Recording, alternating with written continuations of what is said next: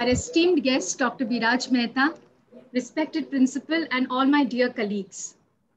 We have all gathered here for a discussion on the theme, Making Institutions Disability Friendly and Inclusive. One of the mission of our college is to cater to diverse needs of students through an inclusive approach and drive holistic development by creating conducive ecosystem. To be successful in this mission, we need to be accommodative and be also sensitive towards our students, especially the Divyang students. Criteria 2 of IQAC therefore arranged this discussion to look into ways and means to develop an effective Divyang cell in the college, which will handhold them and lead them to success. We have invited Dr. Biraj Mehta from Wilson College to initiate this discussion. I take this opportunity to thank the convener of today's program, Mr. Meet Shinde, and all the members of Criteria 2, Dr. Veena Shete, Mrs. Vijay Lakshmi, Mr. Nilesh Matre, who have all worked together as a team to arrange this session. Moving on, I request our principal madam, Dr. Asha Menon, to deliver the welcome address. Dr. Asha Menon. Thank you, Dr. Madhumita. Good evening, everyone. I would like to welcome Dr. Biraj Mehta and all the teachers to this discussion on making institutions disability friendly and inclusive.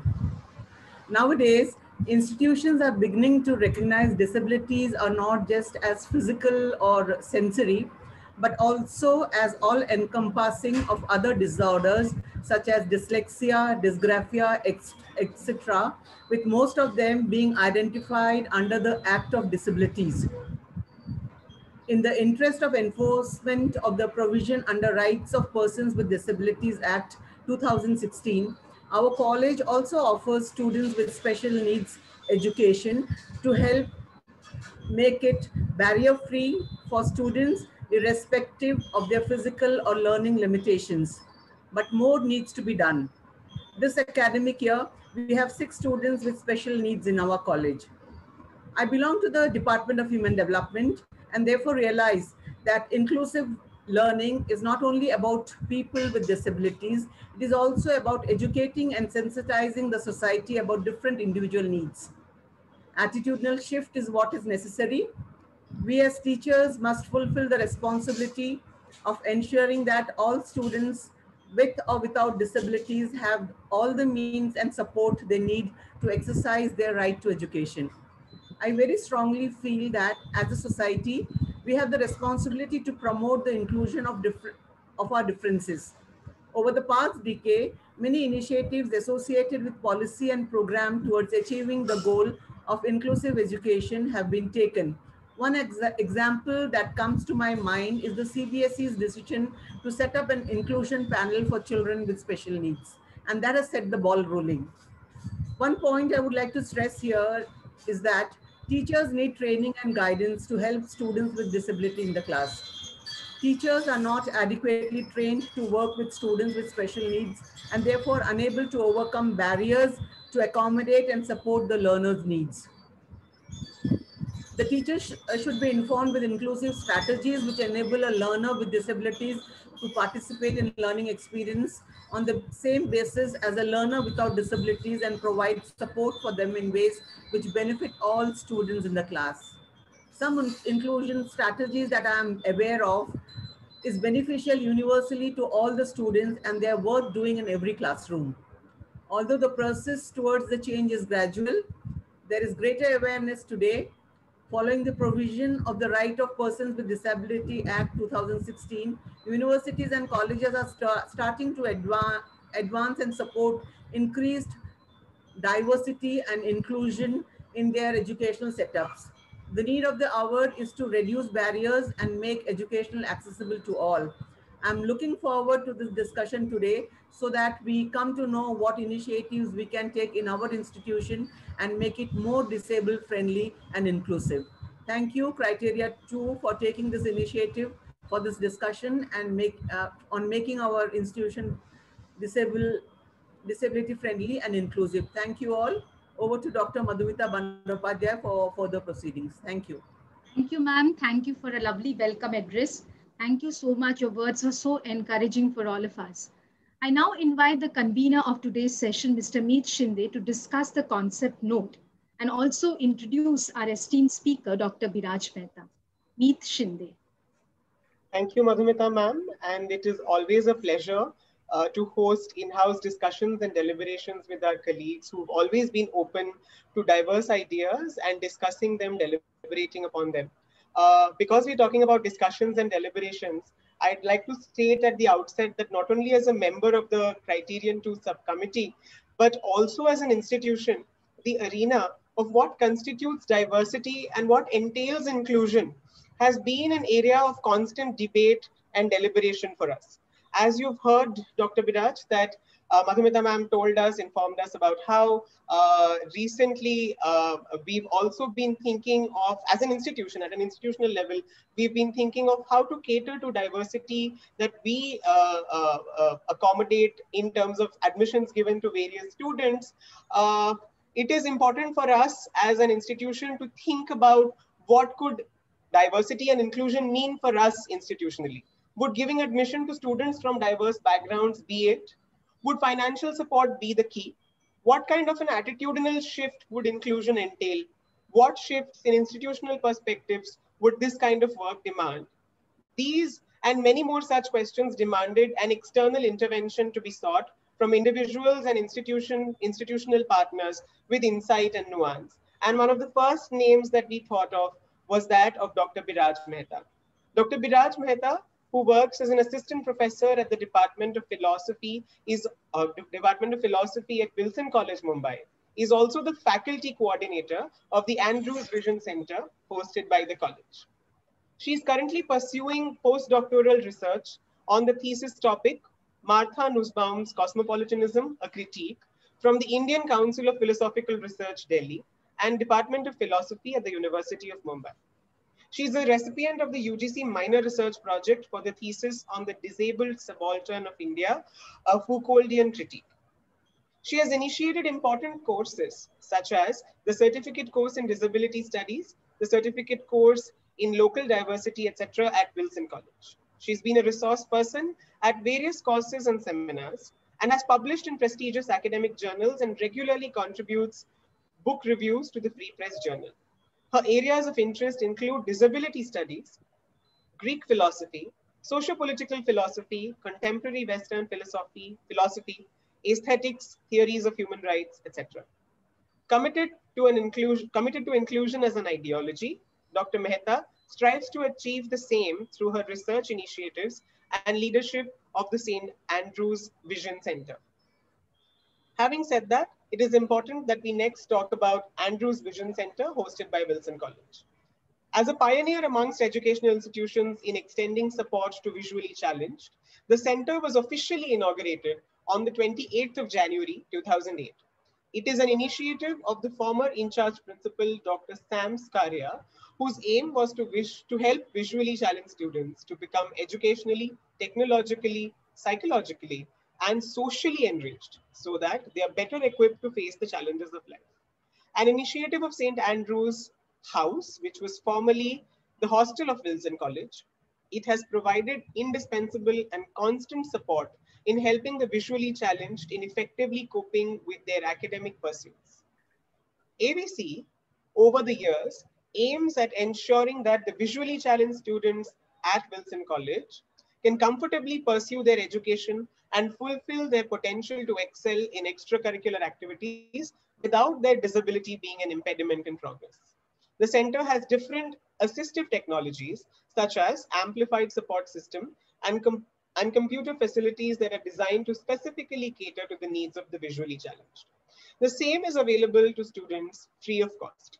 Visually challenged students are housed in the Mannequin Hall Boys Hostel in the college campus for ease of their movement. Volunteers at the ABC lend their support as readers and writers to its members. They develop a deep sense of commitment towards the cause and dedicatedly work to make the program effective. The center hosts various cultural programs, training programs throughout the year to help students cope with their academic and non-academic endeavors. Third Eye, which is an initiative of the visually challenged students of the college, is a unique festival of the St. Andrews Vision Center to spread awareness about the talents as well as the difficulties faced by visually impaired people. AVC members participate in the All India National Blind Football League, a national level football tournament for the blind, which has started since the year 2011. The center has been supported by the management, well-wishers Rolter Foundation up to 2017, and Sterling Wilson since 2020. In 2009, AVC was registered with the National Association for the Blind. With that brief introduction, I now request Dr. Biraj to take over. Thank you so much, Dr. Menon. Thank you so much, entire SP and Doshi College team, Criteria II team, and Professor Meet. Thank you so much, Professor Menon. I would first and foremost like to thank the management and the principal of the college for this initiative and for this very kind invitation.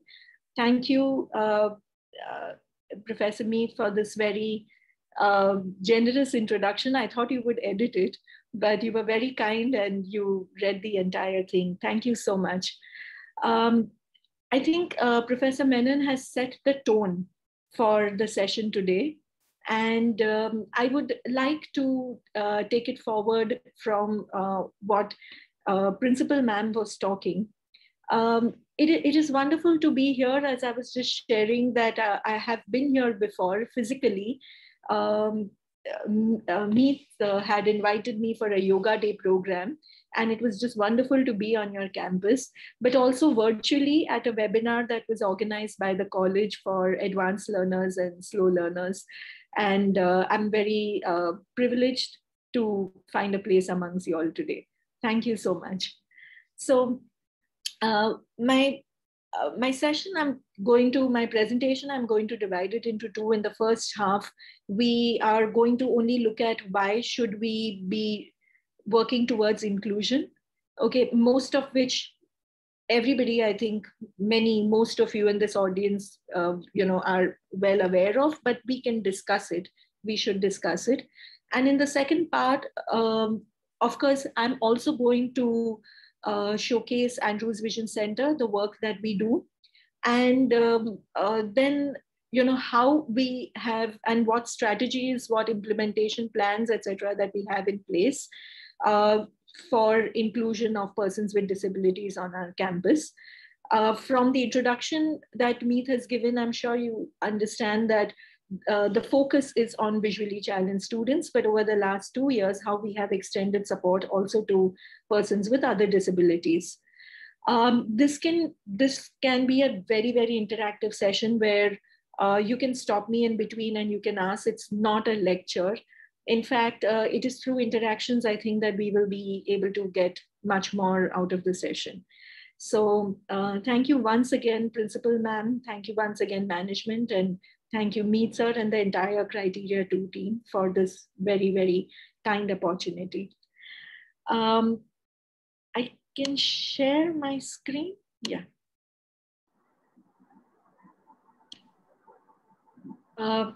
When Meet suggested we use Zoom, we use Google Meet in our college, and I'm extremely comfortable with Google Meet.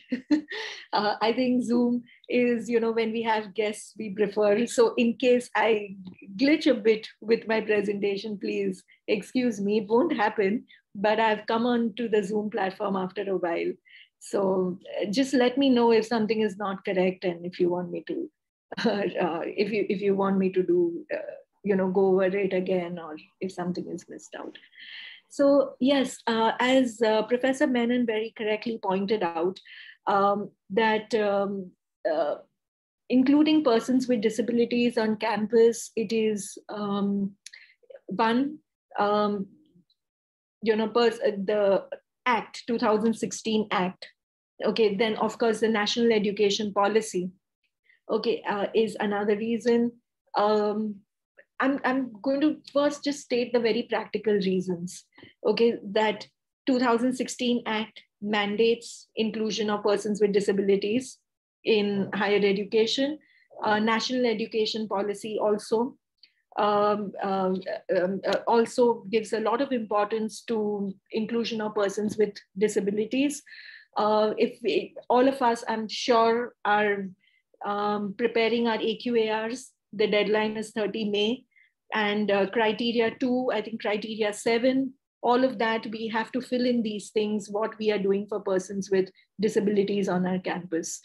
So it has become the urgent need. Okay, whether now this is a college that very beautifully accepts and acknowledges that we have persons with disabilities and we need to work towards inclusion on campus. There are so many colleges that claim that we don't need to do anything for persons with disabilities because we don't have persons with disabilities on our campus. And some of the very top institutions, actually there are persons with disabilities on campus, just that they don't know about it. When we have employment fairs, etc., and then when we get those applications and we say, "Arey, this college to has." Why do they say they don't have persons with disabilities on campus?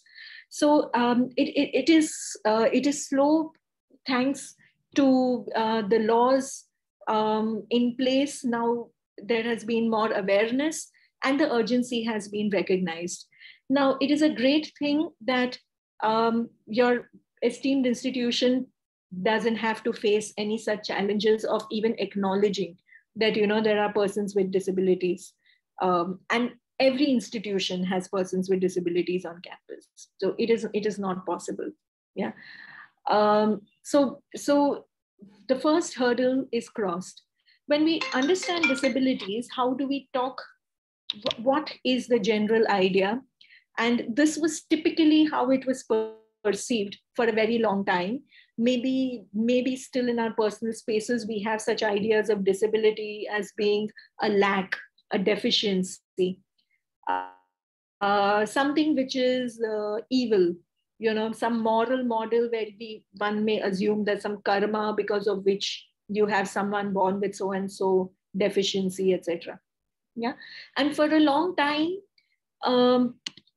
for a very long time, the moral models, that look at disability in a very negative way is what dominated.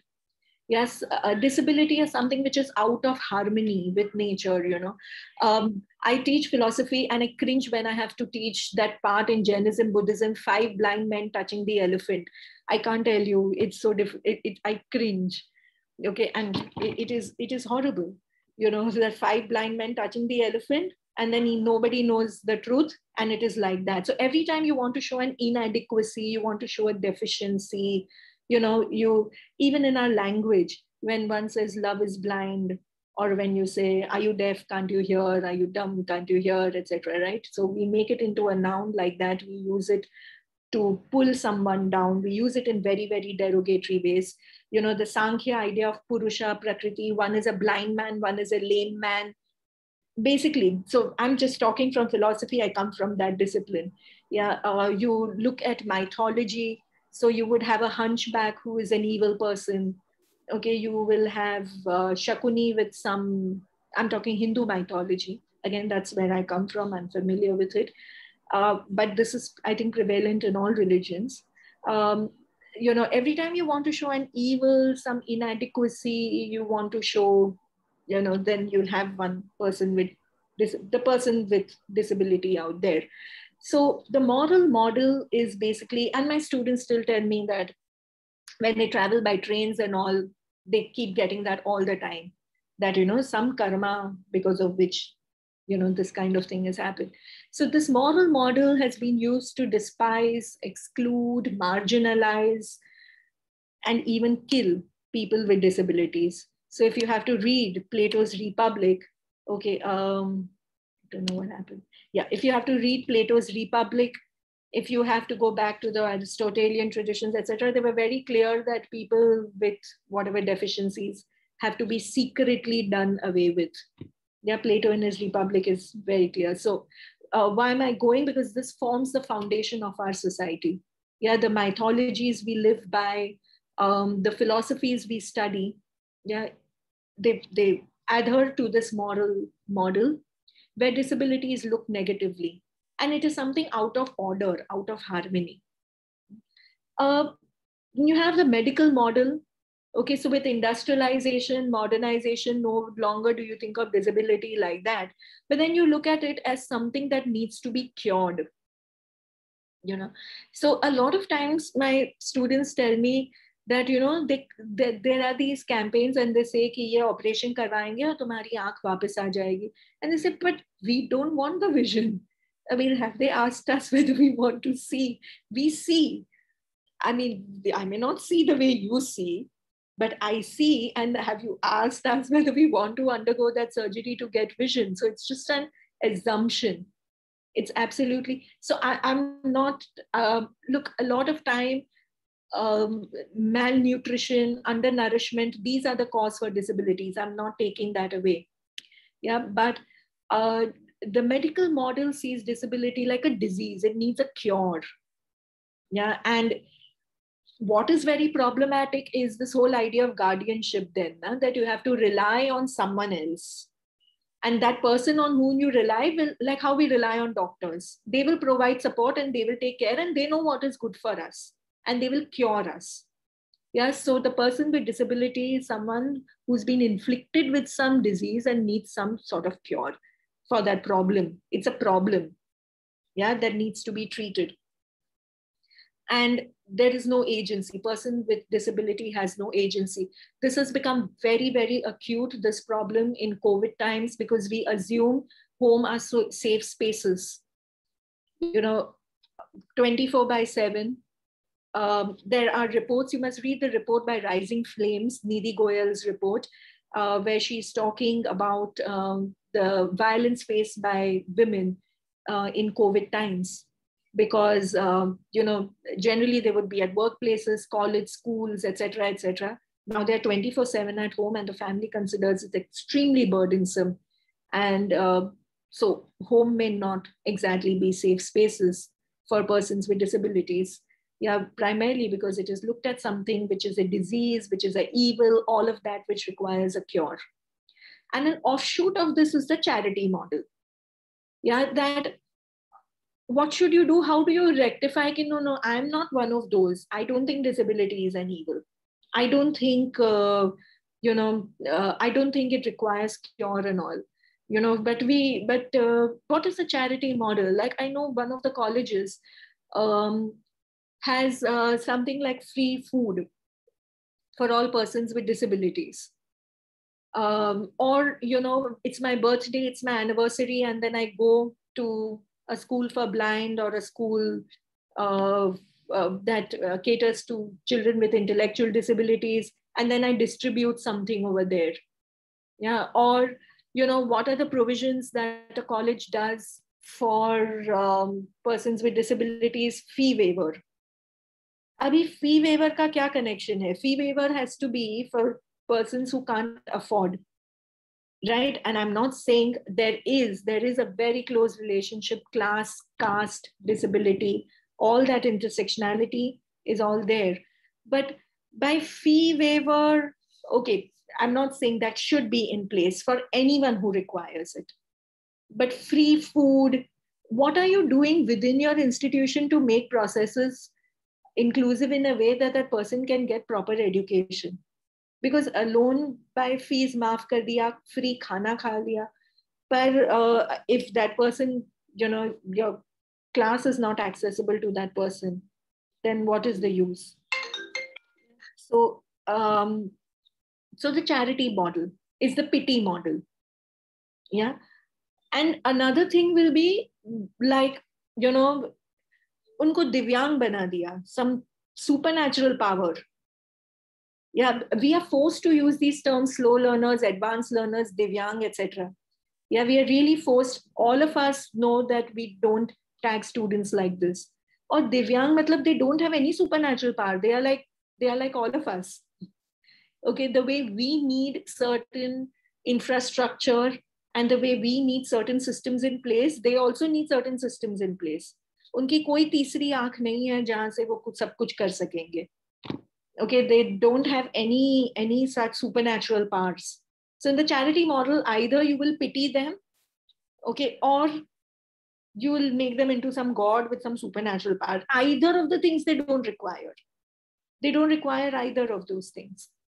The social diversity model is very important because, exactly as Professor Menon pointed out in her welcome address, in her introductory address rather, it looks at issues of access, discrimination, it looks at attitudinal barriers, communication barriers. What are the obstacles? And the obstacles are social obstacles.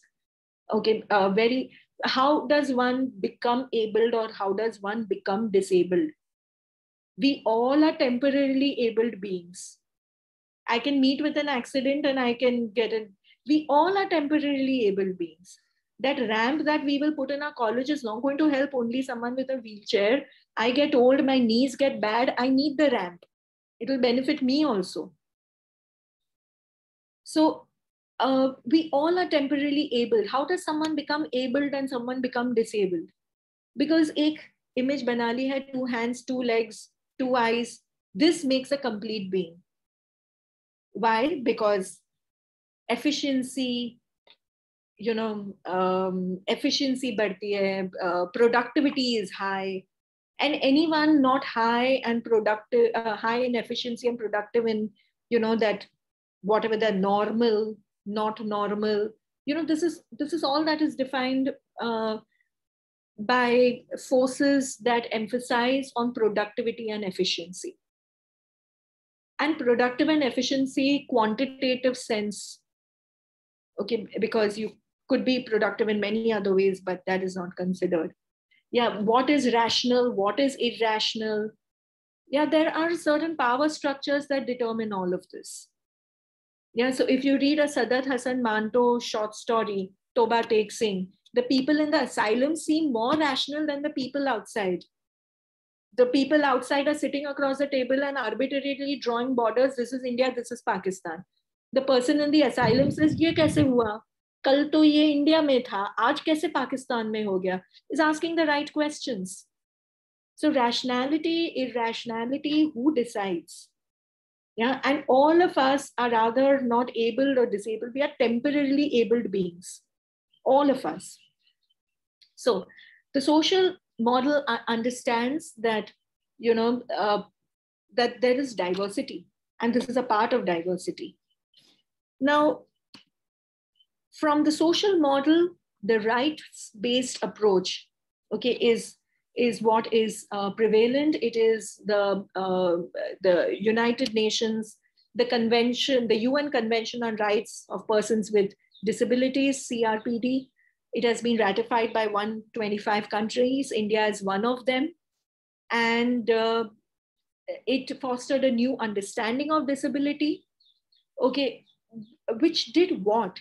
The main thing that it did was that it said that we need to address multiple barriers to inclusion, physical, attitudinal, communication barriers. There's a beautiful scene in the film Margarita with a Straw, where she needs to go to her classroom and the lift is not working. So there are 2 or 3 men who have to lift her and take her to the classroom. And there goes her dignity for a toss. That's how you'd become disabled. You're not disabled because I can't walk to my classroom. I become disabled when I don't have that lift to go to the classroom. If that lift was there, I could do it very easily. If ramps were there, I could do it very easily. If the note was not converted into an image format and left in a readable PDF or a Word format, then as a visually challenged person, my Google Talkback reads it, and your notes are very accessible to me. So what makes a person abled or disabled would be all of these factors, right? She becomes disabled because the lift is not working. And those 2 or 3 people have to lift her up and she feels disabled. So United Nations, well, the rights-based approach, there are duty bearers. Who are these duty bearers? States and the institutions acting with delegated authority. we would also be duty bearers. And what happens is that persons with disabilities become active agents who can claim legal rights, who possess an agency. They are rights holders. Equality, non-discrimination, participation, empowerment, transparency, accountability, all of these become the keywords. This is the right-based approach. Capabilities approach proposed by Amartya Sen and Martha Nussbaum. I have not put a slide out there, but that is another very important approach that, that looks at, rights-based. Of course, it has its basis in the rights-based model, which says that a state is just, an institution is just, if it creates conditions where one is able to fulfill what they want to do in life. That I should, and then they list down some 11, 12, they list 15, 16 capabilities, ranging from nutrition to play, entertainment, all of that. These are conditions that I would require so that I can fulfill whatever plans of life I have.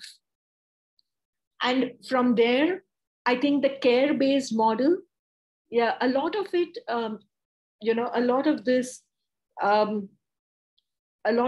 is, I won't say borrowed, but a lot of what is discussed in feminist ethics, etc., and Eva Frederik-Kitte and others have extended it to disability. Actually, this is a wrong way of putting it, not extended it to disability. Their starting point is disability, right? But the movement, right, picks up and has a lot of interaction with,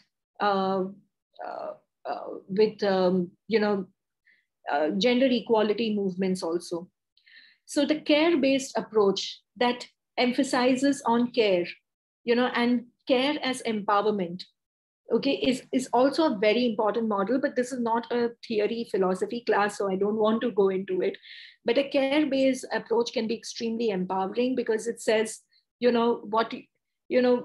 justice is become, the thing, right? Lower that rhetoric, okay? And let us think from a care perspective. Why include persons with disabilities? Is it only about rights and is it only about doing justice to them? Let's move to the care model. Let's move to the empathy model. Let's move to, and care is a very complex, a very intense relationship. And so let us bring in all these emotions into politics. Let it not be so neutral. It's high time we get involved and not remain so objective.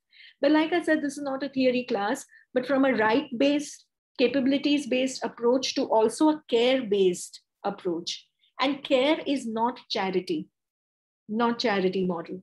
A care-based approach is an approach that, in the context of persons with disabilities, right, there is a certain agency. The person receiving the care, the person giving, the person who's the caregiver, and the relationship between them needs to be examined. And in that context, the law, Persons with Disabilities Act 2016, okay, falls short. There are many problems with it, but one of the problems with it is that it doesn't. Yes. Sorry, I'm interrupting you, but before you're starting the next slide, there's a request if you could go on to the slideshow mode. What happens here is that your slide is seen smaller and there is... Right. So if you could just... Thank you so much. Yeah? Yeah. Sounds good. Yeah. Sorry to disturb you. No. Can I take this minute? I'll just put my computer for charging. I didn't realize.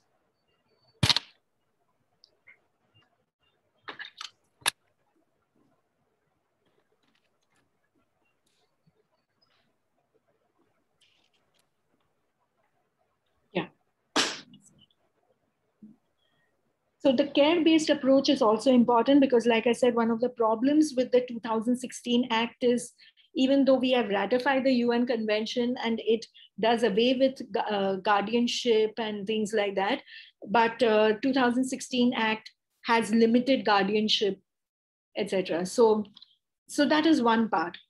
But legally, it is demanded from us. Okay, the RPWD Act 2016, the National Education Policy, all of that mandates inclusive education as a system of educations, where students with and without disabilities learn together, and the system of teaching and learning is suitably adapted to meet the learning needs of different types of students with disabilities. Now, the Rights of Persons with Disabilities Act 2016 lists 21 disabilities, which also includes acid attack victims. It also includes leprosy. I'm not going to, of course, take you through that. We are not, again, going to take a debate on whether acid victims, etc., should have been included in this or not. Yeah, but this is just some things for you to think about. Yeah, but as a higher education institution, yeah, one of the foremost things is to acknowledge, which is why we are talking today, that every education institution has persons with disabilities. Yeah, there are some very visible that I talked about. Yeah, but persons with learning disabilities. Yeah, when it is invisible, it gets even more complicated. Yeah, and the new act, as Professor Menon very rightly pointed out, that we need to attend to students with dysgraphia, dyslexia, yeah, and other invisible meaning it is not like there in front of you, and then that becomes very difficult to identify and then engage with them. As very correctly pointed out, as teachers, we are not trained. We are not properly trained into how to engage with learners. Yeah, but at the same time, the processes are not very difficult. Okay, so I would like to stop sharing my screen here because I will be going to another PowerPoint. Okay, and I will talk about Andrews Vision Center, about Wilson College, and what we've been doing there. You can obviously stop me in between, okay? Or while the presentation is on something specific to your institution also, you can ask me.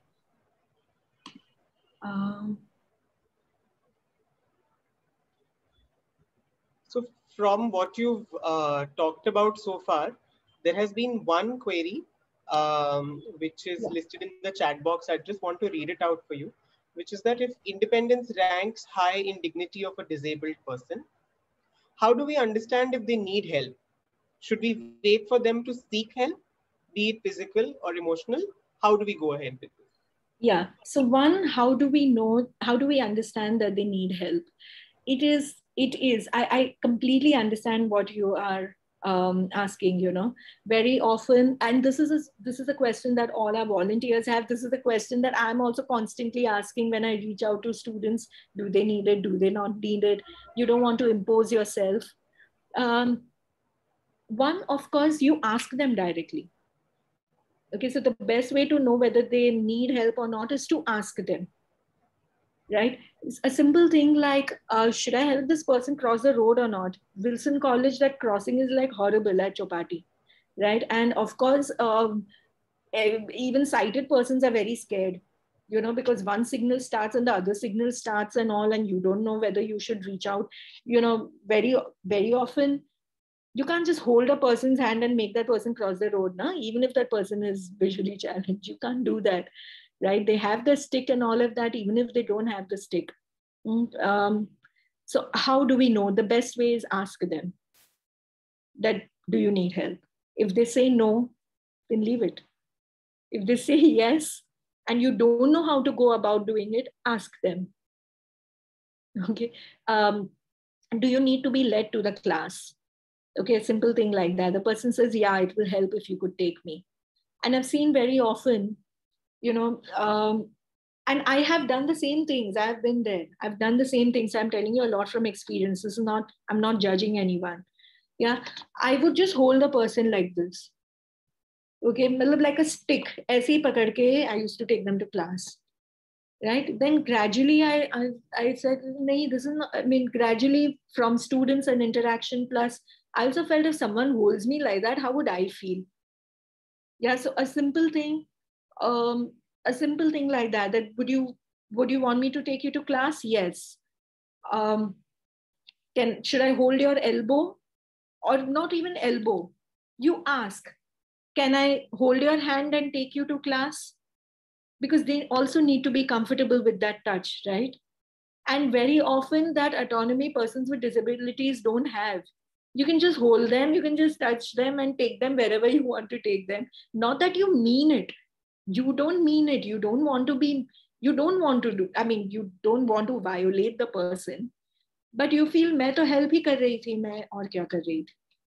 But so this touch may not be comfortable. Then over friendly, sometimes the volunteers want to be, so they take the hand and they hold. Now, would you just hold any boy's or girl's hand like that and start walking? Then why are you doing it to them? They may also not be comfortable. The best way I learned is I ask them. Okay, and then of course, gradually I also learned, that they were very comfortable, and that is the correct way. You take their elbow, but you ask them. Like, we don't touch anybody's body just like that. You ask them. So how do we understand if they need help? If we are in a dilemma, best thing is to ask them. And usually students open up to teachers. A kind word, they open up. They tell you what they need. Should we wait for them to seek help? They may not always speak up.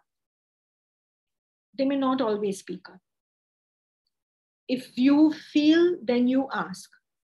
You may also want to draw your lines. If you feel the student is going on asking you for information, going on taking notes from you, going on asking you for extra tutorials, but nothing is coming out of it, then you may want to tell the child. You may want to tell the learner.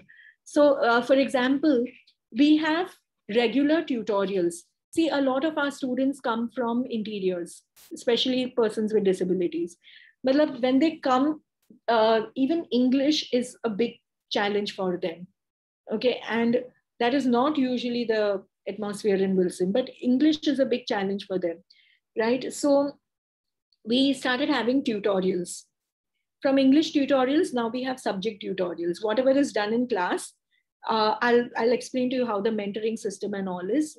Then we realize they are not attending regular class. They're only attending tutorials. You may want to draw the line, then you don't want to help them. You may want to draw the line that only if you attend class can you come for tutorials. So all that you need to build on. And gradually you will devise your own way. See, when we are also saying persons with disabilities, one, it is not a homogeneous category. There are so many. 21 disabilities is also problematic classifying it like this. This classification. Usme bhi 5 disabilities are primary disability. Matlab usme bhi caste system. 5 disabilities are primary, the others are not so primary. Aisa kya hota hai? Again, something like autism is a spectrum. Each child is different. So it's a very important question you've asked, physical, emotional, because their needs will be different. We may have largely policies in place, but these 6 or 7 students, there will have to be some specialized, there'll have to be some specialized plan of action that may have to be drawn out. And this will involve everyone from admission process to examination process to do this. But it's not a lot of work, how much it will seem. We'll come to that. Yeah, we'll come to that. But yes, the best thing is if you are if you are confused whether you should help or not, just ask. And mostly students open up, mostly learners open up, right? Even if at that time they say no, after 2 days they may come back. A soft word helps. If a best way to bridge a gap, you may just while passing, you may say, hi, how are you doing? How is it going? Because nobody really stops and asks. One of the biggest challenge they face is making friends. Everybody wants to come to college and make friends. That's what you come to college for. To make friends, to hang out with people, etc., etc. वो भी नहीं होता है. तो emotional help, as you correctly pointed out, is very important because they don't. We have a vision center where we are very particular that they come in only to do their studies. Otherwise, what was happening was, and this was, of course, Professor Sam Skaria, the mentor, the founder, had always established that. Because what happens is then they huddle up in one room, in that special room. They don't sit in the boys' common room, they don't sit in the girls' common room, etc. and all. Then how will they make friends? Then they say, "Par humse to koi baat hi nahi karta hai." True, true. We may need to bridge these gaps, and you'll come to know. So yeah, how do we know we should reach out? Just ask. Yeah, if you don't know how to reach out, also just ask.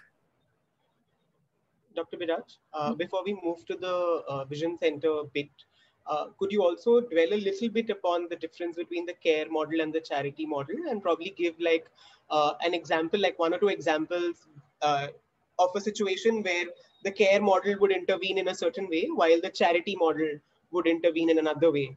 Yes, yes. So I'll tell you charity model straight away.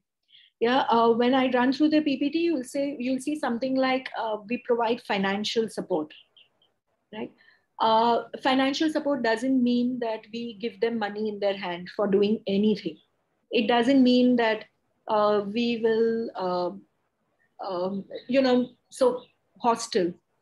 Yeah, we know the backgrounds from which they come. Okay, and they cannot afford the Wilson hostel fees, right? But the hostel accommodation is important for them, even if they are living at Jogeshwari, because to travel from Jogeshwari to Wilson is also a hassle. Some of them are very comfortable traveling by trains. Some are not. Now, what do we mean when we say something like financial support? For a long time, free hostel accommodation, this, that, etc. Now, what we do is we do training programs. We make them go through interviews. They get scholarships.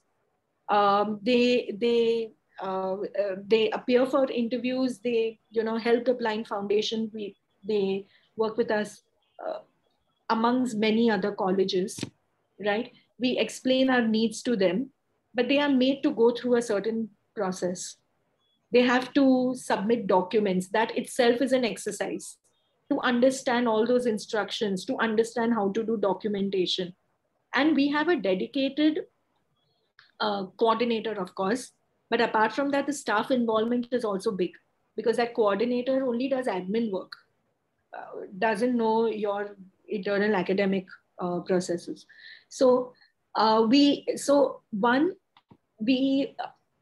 try to do is get them to appear for interviews, get scholarships. Okay, that gives them also a lot of confidence, because they cleared the interview, and now 25,000 has been sanctioned, 10,000 has been sanctioned, which will go towards their hostel fees, or which will go. So charity model would be that we will pay. We will do this, we will pay, we will, the example that I gave, free food. Now, why would you give free food? By virtue of being a person with disability. They also laugh. Why will they not take? Everybody likes a free meal, kyun nahi lenge? But they also laugh. Why? By virtue of being a person with disability, you get it automatically. That is a charity model, right? And they when we are in lighter moods and all, Christmas time and all, there are loads of people who come and who give lot of things and all, and they'll say, "Pata nahi sabka favorite vada pav kyun hai?" And there's a glucose biscuit to bilkul nahi pasand aata hai. Everybody comes and gives glucose biscuits. Why they don't get cream biscuits? Right? But they also said the charity model is this. In your college, maybe you can balance it out. I don't think there is a need. I mean, yes, there are times we do it for all students, right? You see another needy student who can't afford, and you'll say you pay the fees, right? Similarly for a person with disability also. But wo karke, that person becomes, by virtue of not having sight, that person will get free food. That doesn't make sense. That doesn't make sense, right? So again, hostel accommodation, we understand that this would really ease. Yeah, but like I said, what we do is make them go through this entire exercise where they appear for interviews. then they become eligible for some sponsorship or some scholarship. And and of course that involves that you have to put in effort to train them for these interviews, because they may not ask and they don't ask, but basic communication skills have to be there, right? And that effort goes in, and they have to go through that every year. Their mark sheets go to that agency, their mark sheets go to that whatever group that has funded them. And then we tell them that it is on the basis of this that your further education will be supported. And it is not further education itself only, the amount, see, we are aided colleges, right? So fees are 5,500. Yeah, they still get that 10,000, 15,000, apart from all the other government schemes which are available. There are a lot of schemes available which your college has to bring in those schemes. We have a very active member in our college office. He knows all these schemes and he'll say, ma'am, idhar apply karte hain, idhar apply karte hain. And then we put in, because we are eligible and because we are still aided, a lot of these things are still available for us, to avail of these government benefits are available. So yahan pe apply karte hain, then you make them go through, submission of documents, etc. So they get, which means they get a little for pocket money also. Na? Everybody likes to enjoy. It is not merely sirf tumhara khane ka denge, sirf tumhare ghar ka denge. A little bit of pocket money also helps. So, but basically whatever they get, it is not simply, and then of course, we also involve the parents. We have parent-teacher meetings. We discuss if we are having discipline issues and things like that. All of this is discussed with parents, with guardians, all of that.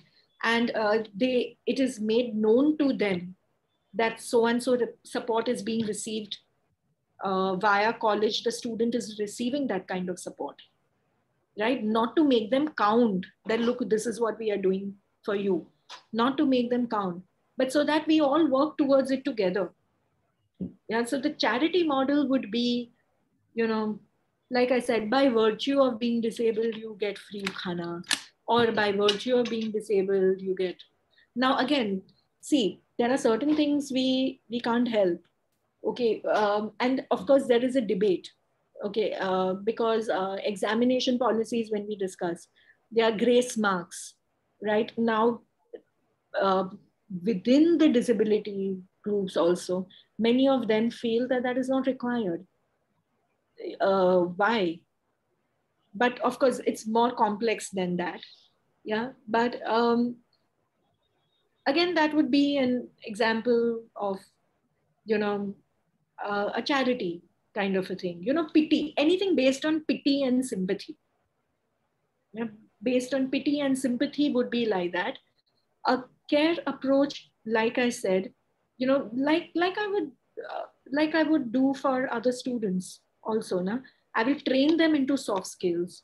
I will give them personality development training, because I want them to get that scholarship.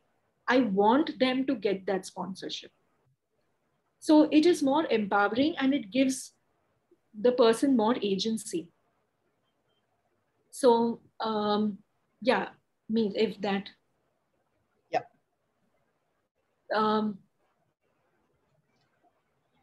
I'll give you another very important example. Many would use scribes for exams. Very often you'll see scribes are only writing the paper. Yeah, the student is not even speaking. The scribe is only writing the paper.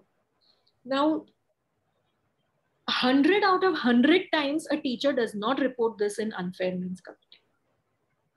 Then they will come and they will tell me, just because I'm the convener, कि अरे वो बच्चा ऐसे कर रहा था, मुझे क्यों बता रहे हो? Report it the way you report for others. Remember those words, equality. Yeah, that's what we are striving towards.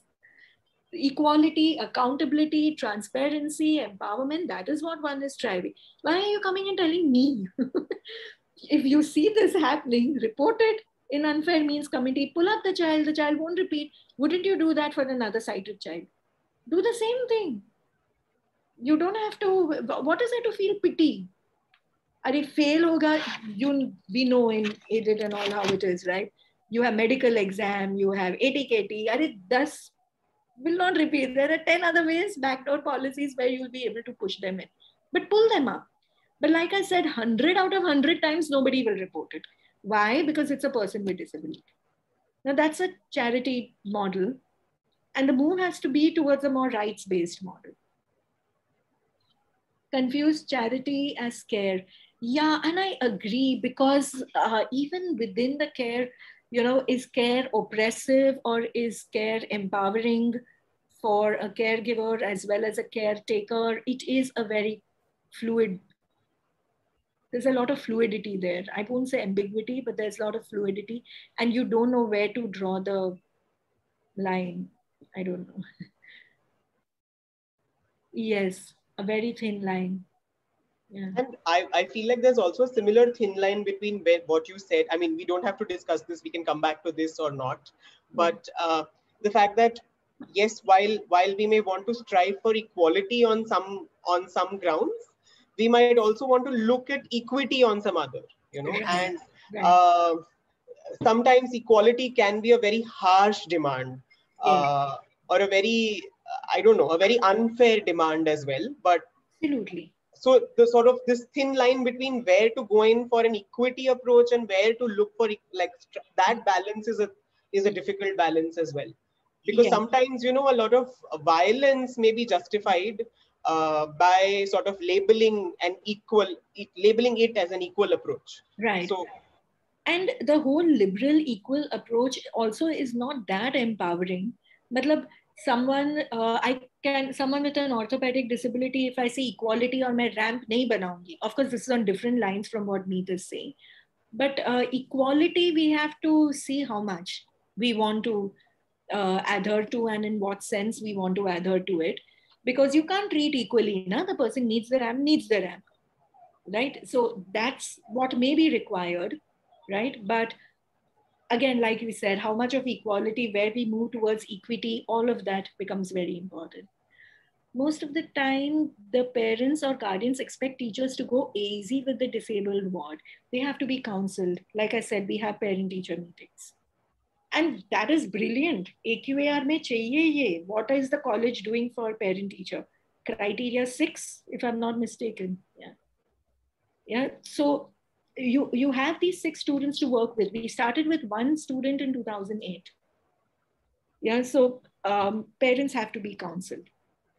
Yeah, we talk to parents, we have meetings, and we have a whole committee. Look, I'm a face, I'll tell you.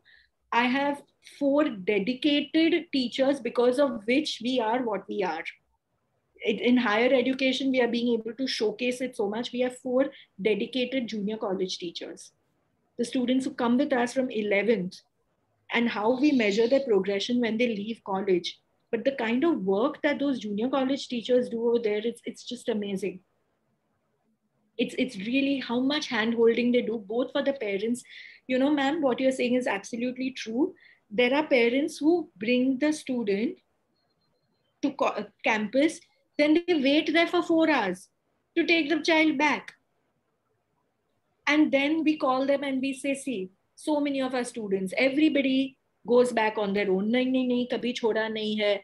Are, ma'am, you should also understand, students come to enjoy.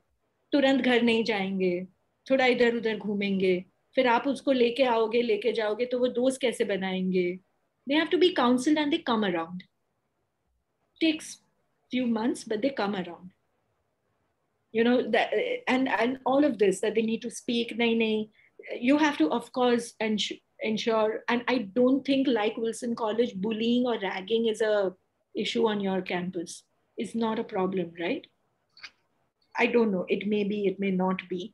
But then we have to be careful about that. Definitely, we have to be careful about that. But there would be parents initially, junior college, and coming, dropping them to class, etc. And then we say no. We also have a support system where then we assign a senior volunteers as mentors. We make buddy groups also as mentors.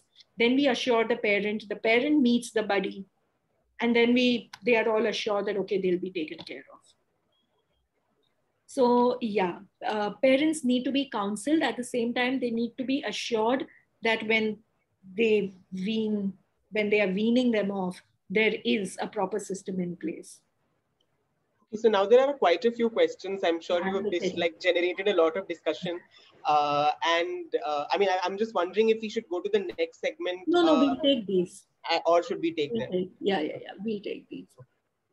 I have a suggestion. Let us proceed a bit more. Let us come up with what they are doing, and then we'll take up the questions, or we'll never finish with the topic. Okay, but can I just take these? Yeah, a few questions now, and then we can come to your actual talk. So there's one question about how do we train other students in class, the classmates, how do we train them? Covered. Yeah, that will be covered when I come to ABC. And then there's a question about bullying by other students, and how do we deal with bullying in general when it comes to disabled students? Bullying ka kya kare? That is another question. Right. Is it also looking out for normal environment like making friends, but a lot of times they're bullied. Yeah. How do we know that they are going through something like this? Like I said, simple thing.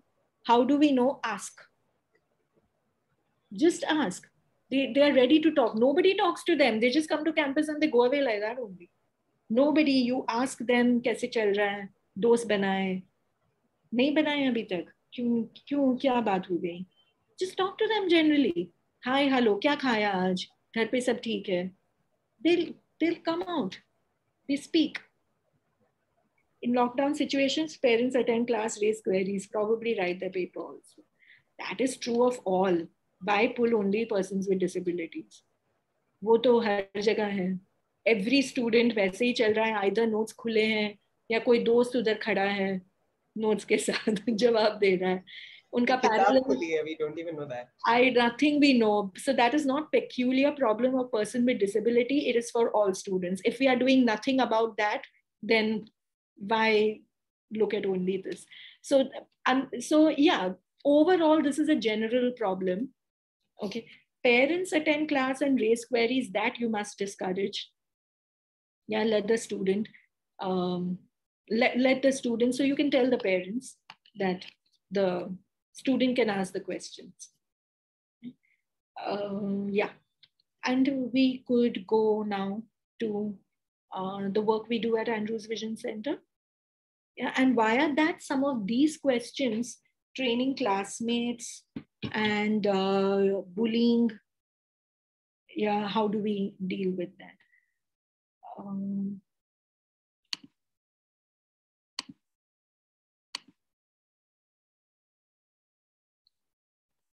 And I need to, just a minute. I don't know why I can't see my cursor, just a minute.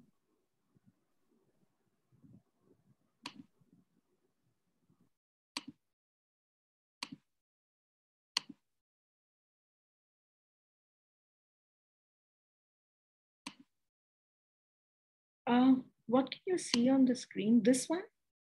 The Rights of Persons with Disability Act? Yeah, that's the one. No, but I want to show this one. We momentarily saw the new presentation. Ma'am, you need to escape screen share mode here, the slideshow mode here, then the other one will come up. Just press escape.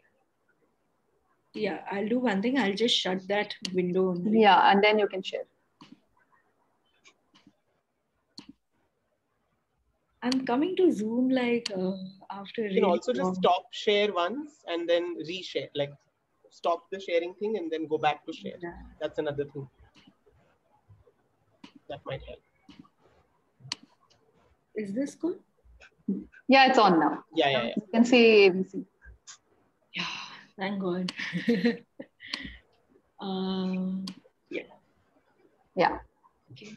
Now, Andrews Vision Center, at the outset, it is not a St. Andrews College initiative.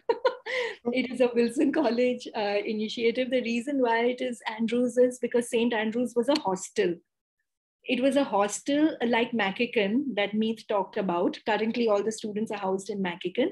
It was a hostel, St. Andrew's House, and the first student came to, in 2008, one student, person with disability, came to college and wanted to seek admission, wanted to seek hostel admission.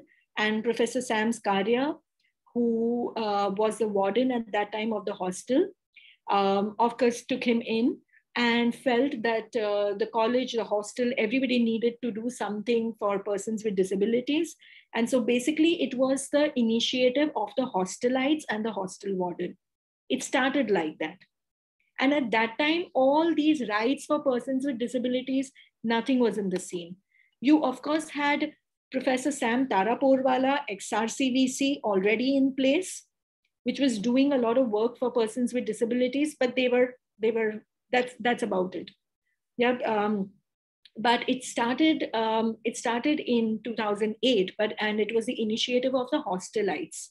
So the Sandys and the warden, Dr. Sam Skaria, and the first student was a visually challenged student, and the motto, the vision, that they should be educationally, technologically, psychologically, socially enriched, so that they're better equipped to face the challenges of life. The purpose was to help them with their academic, non-academic pursuits. Sir took them in as hostelites, and so a lot of these students stayed in with him and with the residents of the hostel.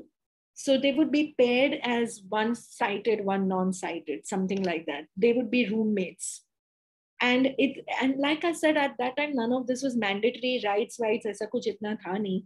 But this was just, I mean, these students are there, and there was a need felt to do something for them. And Professor Skaria retired 3 years back, after which, when he was in college, I started off as a volunteer in Vision Center. And then he retired as a principal of the college. Then I was made in charge of the Vision Center. So I was a mere volunteer in a center for at least 2-3 years, after which I became a committee member, after which I took over the Vision Center when he retired. Now, the entire aim, therefore, it was a very different story. They were in the hostel. So the physical, emotional well-being, all of this was taken care of. All of it, because they would making friends, etc., all of that, because they lived with him. So they were on campus, they lived together. It was a very different story. And that kind of made a very strong basis for a center. But this need not be everyone's story. So just because we may not have hostel facilities. Similarly, Xavier's has a hostel accommodation and facilities, etc. and all. But he literally could groom them, mentor them, nurture them. Now, of course, when I took over, and ever since I was associated with AVC, that system was not in place. This was how it started. Yeah, and which is why it is called Andrews Vision Center, because it was St. Andrew's House initiative. It started over there, and then with the help of this corporate Rolta Foundation, the ground floor of the hostel building, half of it, became a vision center. It started with some 11 or 12 internet terminals, computers, assistive technology. That time they were using primarily JAWS. We have shifted from this software JAWS JAWS to NVDA, because it is a free software. We don't use, we use open source softwares in our Vision Center. This shift was again an initiative of alumni AVC, Wilson College. Bittu, he just got married last year. He has a beautiful daughter now. Okay, and again, like I said, utna rights, RTE, NEP, all this was not there. So persons with disabilities, generally science mein itna nahi matlab hota tha ki you go to seek admission. But he's a technology wizard. Okay, he did his BA graduation, etc. But simultaneously, he did a lot of computer training programs, all of this with SAMSA's mentoring, etc. And after that, he now works for a software company, and he works as an advisor along with our in-house engineer on campus, the person who takes care of all our IT.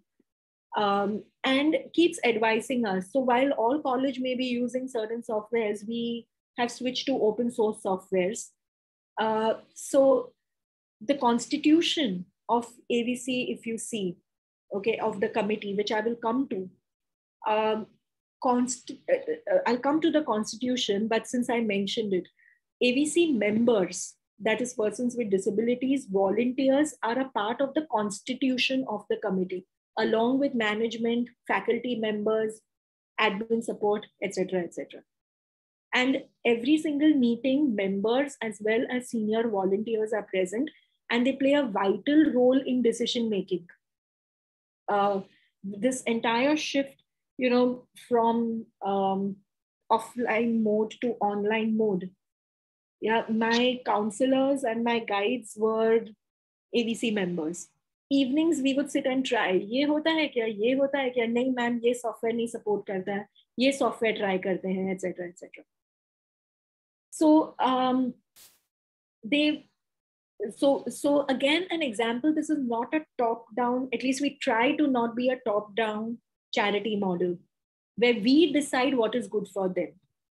The best way to know what is good for them is to ask them, to involve them in the decision making. Right? And then, of course, use our whatever resources we have to, and then kind of outline the scope of what we can do and what we cannot do. Yeah, that also I will talk to you about what St. Andrew's,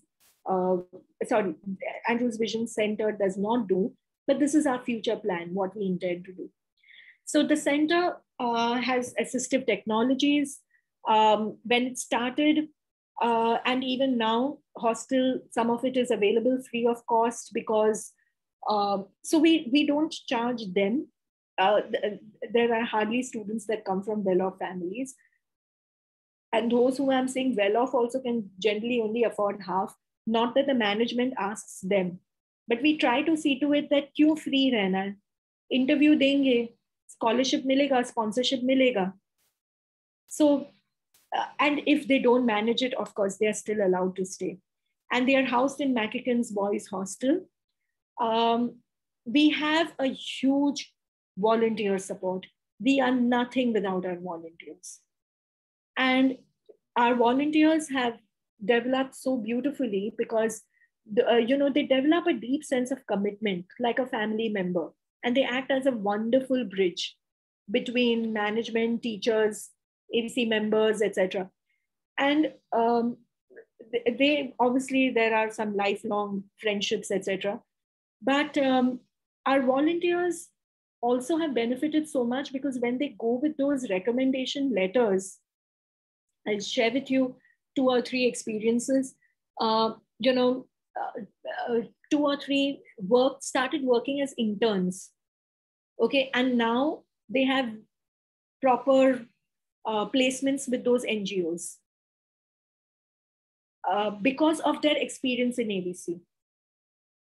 So none of them, I'm saying, join with the idea that it is going to get them a job or benefit them in their job. I'm not saying that. But eventually,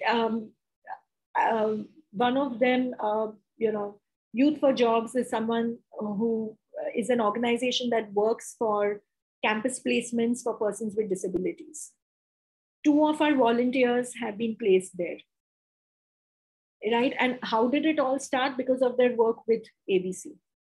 So invariably, one has to understand, again, this is a care perspective where caregiving, caretaking, there is mutual growth, there is mutual empowerment, and there is a certain interconnectedness. Yeah, along with the AVC members, our volunteers also grow, and they grow so beautifully. so beautifully.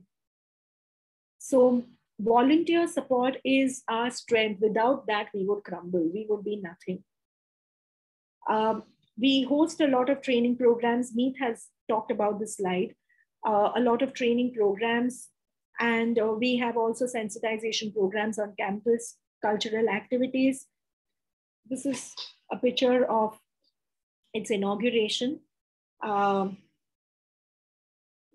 I mentioned to you, this is in January 2008.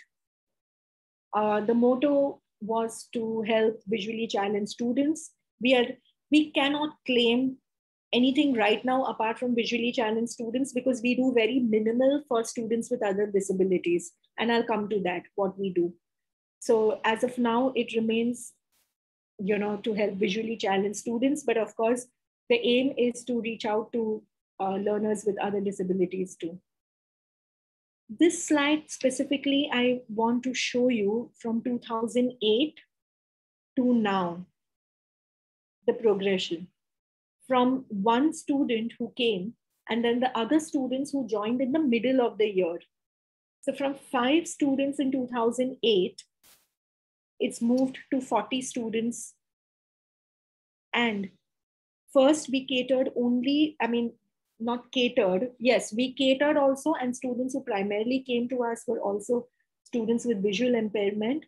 Now we have 7 students with other disabilities, which includes autism spectrum. He's doing mathematics. Okay, so even the sciences, right? There were a lot of apprehensions. कि science में तो practicals होते हैं, ये होते हैं, वो होते हैं, कैसे करेंगे? But it is somehow all happened. 2 with cerebral palsy, and the others with learning disabilities. The figures that I'm giving you are only for the aided section, not the self-finance courses. The self-finance courses has about, I think, currently 5 students with learning disabilities, not other disabilities. There was 1 year where a student with partial blindness did the media course. But these figures are mainly aided college. So from 5 to this. Now, I was attending this IQAC cluster meetings. I'm sure some of you would have also attended. And we were talking about inclusion on campus, criteria 7, etc., and all. And this is very important, and we, in whatever small way, we make a lot of attempts that enrollment increases. We are a minority institution, but we adhere to the reservation policy. And we put in active effort to see that enrollment of persons with disability increases in our institution. Then the word spreads and then people come. Victoria, most of our students come from Victoria Memorial School, Happy Home. And the Andheri, there's a girls' school. The Kamla Nehru School. The girls come from there. The boys come from these 2 schools. And then, of course, so they were first residents over there and they come to Wilson College. Gradually, the word spreads. They tell their juniors that, there are these support systems, there are these facilities, there are these accommodations provided. So increasing enrollment, when this kind of reflection is very important. So from your 6 students, how you can build that up, where when a lot of times when certain say कि पर हमारे यहाँ आते ही नहीं है, but that is something to think about, क्यों नहीं आते? So that is really something to think about. Of course, in most cases, it would be avoidable कि चाहिए भी नहीं, क्यों चाहिए, क्यों करना है. But now it has become mandatory, दिखाने के लिए भी करना पड़ेगा. So whatever may be the reasons, I'm not judging that. I'm pretty happy with that also. Even to show, inclusiveness on, for your NAG grades or whatever may be the reason. But the start is important. Inclusive admission policies, right? Inclusive admission policies, there's reservation. The new act talks about 5%, etc. reservation. An attempt should be to to increase the enrollment, that is reaching out, you know, and the best way, I'm not saying you go to every institution and all. Yeah, whatever are your policies, the best way, I think for us, what has worked is, one is of course word of mouth, etc. and all, but also putting it on the college websites. My college doesn't have the best website, but all this important information, yeah, we make it a point to put that in, because when, and on online mode, that is the only way. That is the only way. So we connected with a few teachers also of certain schools, right? And they also spread the word. They also want to know what you will provide and what you will not provide for the students, right? And inclusive admission policies are very, very important. And what do I mean by that? See, same procedure you have to follow. Whatever documents you required, nobody is saying कि वो HSC fail है फिर भी तुम्हारे college में ले लो. ऐसा तो नहीं है, right? I'm not sure if you follow the reservation policy or not, but you are expected to have a separate list of persons with disabilities you have admitted, the male-female ratio, all of that. All of that must, an attempt must be made, I think, because otherwise people don't just come. They don't just, once we make that start, then by word of mouth, people start coming. But this is something that we had to work really hard towards. Professor Skaria, for most of this timeline, I come in somewhere here in 16, 17 onwards, right? But to bring it from 5 to 21 and all has been really his effort. And like I tell you, he has really reached out to schools, to institutions, to parents. And that's how he could bring it to this level. The Act 2016 Act talks about reasonable accommodations, yeah, that every institution must make. So one is of course admitting, you know, whatever applications you get, you see it's the same documents, right? You take all of that. You don't have the same cutoffs, common cutoffs for all. Yeah, well, we take every single application we get. Yeah, I'll tell you, in junior college, it is a more centralized system, right? Where on the basis of their marks, they get admission, something like that, right? In junior college. The reason I'm saying junior college is because these students then stay with us all 5 years. So from junior to F5, both these levels. Now in junior college, I think your name comes in some 10 colleges and you have to take admission.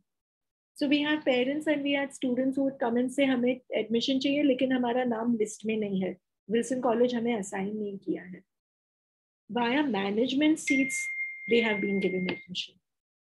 No money, obviously, but via management seats. So there's a certain commitment required from the top. Anyone who comes is not denied admission.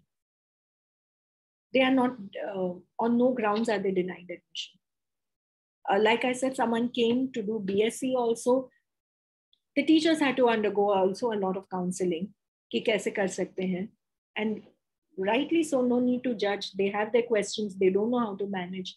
And that will have to be addressed. So, yeah, management seats have been given. Nothing has been charged, obviously. And it is via these policies also in place that we have. Again, when I'm saying policies in place, now that Wilson College has some documented thing. मतलब बैठ के कभी लिखा नहीं है कि all persons with disabilities को hostel में admission देंगे, all persons with disabilities को deny नहीं करेंगे. This is a commitment from the college. We should document it in that way as a policy, but that's an understanding from management up to the teachers level, which is why at admission desk we can confidently say, we give them a letter and we tell them upar jao. But so that kind of understanding is there, because of which this has been possible.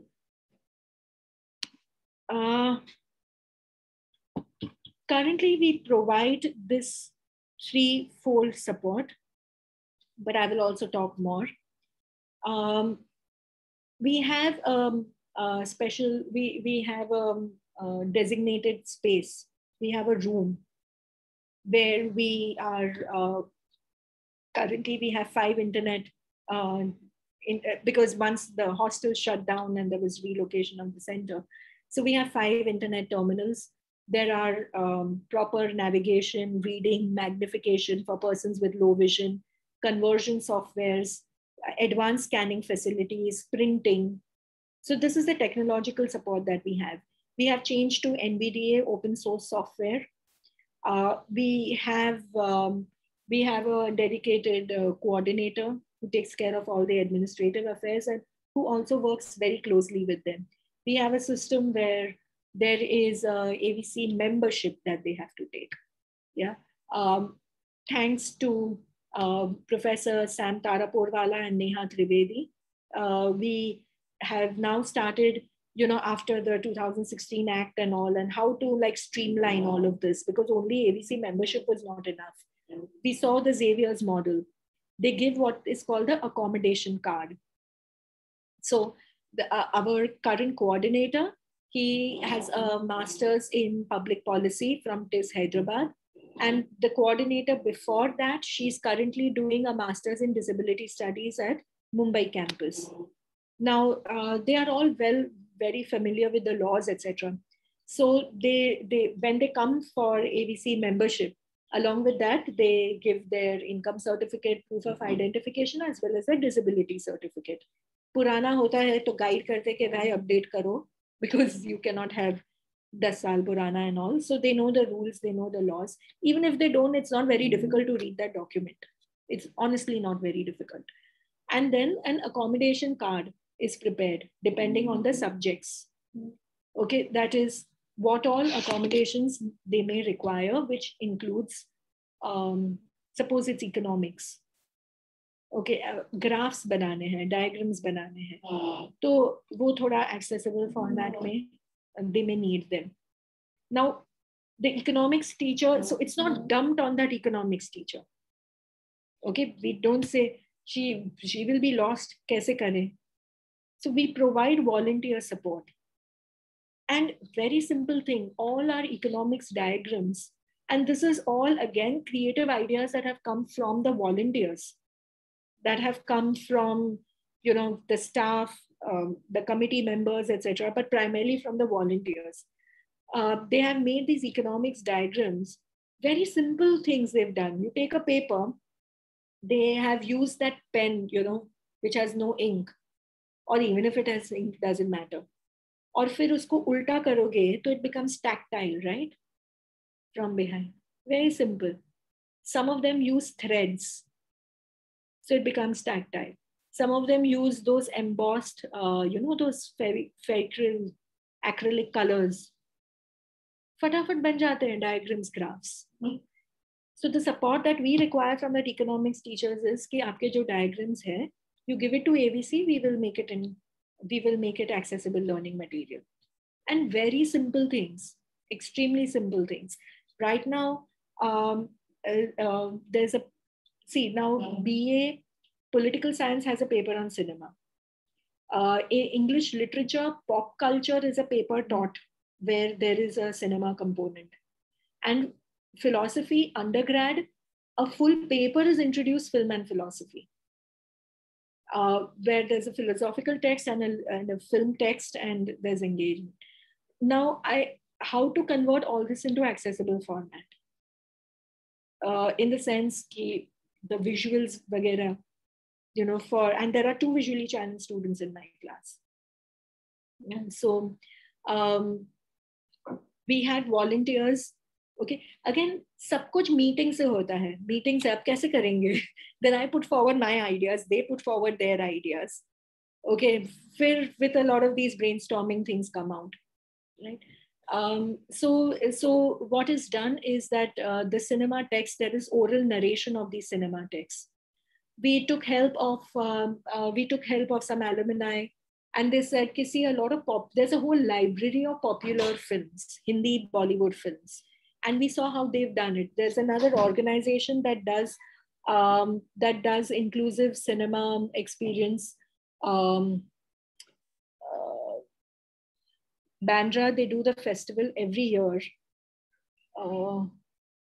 Point of View does it, where they go into gender, disability, intersectionality, all of this they do. In fact, some of our students were volunteering at the film festival also. This is a part of their field work for the disability course and all. So they learn things from here. They learn things. And they said, ma'am, hum wahan pe gaye the, wahan pe aise karte the. And we can devise these ways of doing it. Yeah. Again, we need to be careful when we are selecting these volunteers. You know, not from the, of course, the volunteers who understand. Jaise they are studying texts like Charulata. They are studying the film cinema text Charulata. They are studying something like Wild Strawberry, Bergman. अब वहाँ पे dialogue शायद इतने नहीं होंगे, scenery, you know, the set, वो भी describe करना पड़ेगा. तो they need guidance. The volunteers need guidance. थोड़ा उनके साथ बैठ के काम करना पड़ता है, no doubt. But then they get trained and then they take it forward beautifully on their own. So this is the support from volunteers, not merely as scribes. And then again, how do we go about doing this? At the beginning of the year, foundation classes is what we look at. Foundation course classes.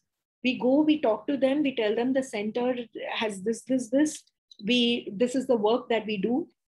And if you are interested in volunteering for the center, they also fill a form, volunteer form, where they give their profiles. And then they also fill that this is the nature of work, volunteer support we required. Where would you like to contribute? There are some who would only like to contribute as scribes. There are some who only want to contribute for recordings. There are some who only want to contribute for cultural programs, right? So, and students come forward. Students come forward. 100% they come forward to do things. So the center provides technological support. The center provides volunteer support. We have training programs. One is, of course, computer proficiency, because now in the online mode, though, it has all become very important. So we had last April, when we were getting trained in Google Classroom and Google Meet and all of that, we had taken training programs. You know, people will to start taking classes. We will not even know how to sign in. What will we do then? You know, so training programs. We also had personality development via theater.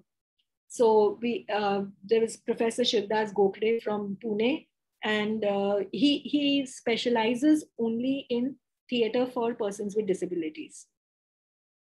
So, and then we had Nikhil Katara, Mr. Nikhil Katara from Readings in the Shed also, who does a lot of performative reading. So yes, so we keep doing these programs also for personality development, for communication skills. What we are going to now have for them is, and right now they're undergoing some training program for gaining employability skills, because they become graduates, but they are not employable. We can't just keep complaining that discrimination hai, persons with disabilities ko koi employment nahi deta hai. Corporate CSR unke bhi constitution mein hai, they also have to accommodate persons with disabilities. But what we get from them is at least your students should be able to talk. Baki sab hum sikha denge, but your graduates come out, they are not able to give an interview. They are not able to appear for an interview. How do we then recruit them? So we can't keep blaming only disability hai, isliye discrimination hai. They should be able to at least perform in the interview at least. And nobody is expecting that they should know everything. Basic communication skills should be there. And by basic communication skills, I don't mean very fancy English, but basic communication skills should be there where you are able to express what you want to say. So these programs, these training programs continue all through the year. Volunteer support, where there are daily tutorials. Like I said, it is we don't call it remedial or anything. We call them tutorials. They are not taken by special educators.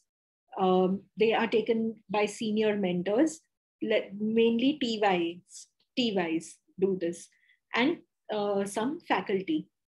And now, of course, I think for junior college, they have their own YouTube channel where they've put all their recordings and they've put all their notes. And also AVC TY members. Okay, it is not only the sighted people. It is not only them.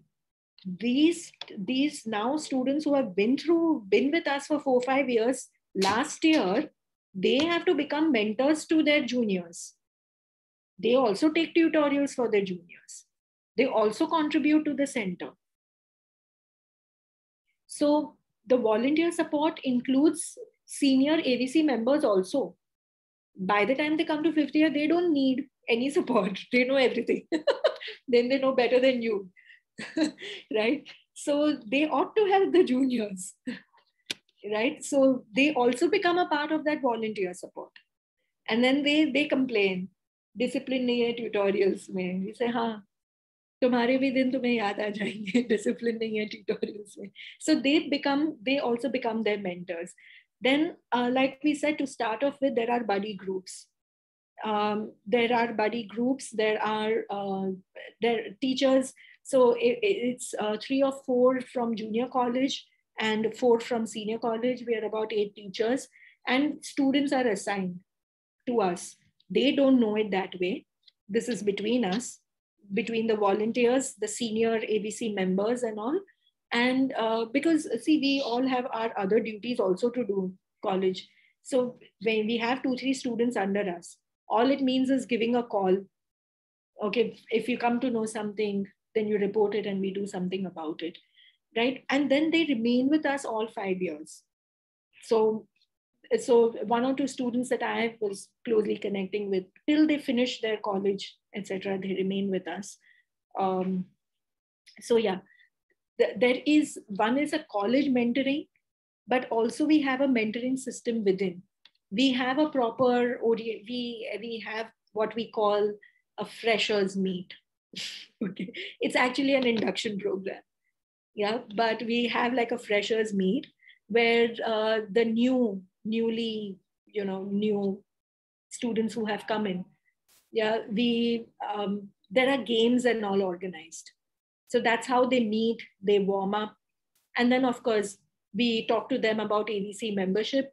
And then we also make them sign undertaking regarding discipline, that you will not violate, you will not, same thing, what you have at college level, right? You make them put an undertaking, same thing. It's not that it is mandatory, it may not even be required, right? But so we call it a freshers meet.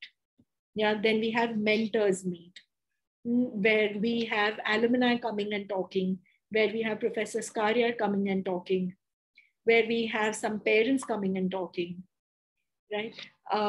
Then apart from that, and financial support, of course, to needy and accommodation facilities.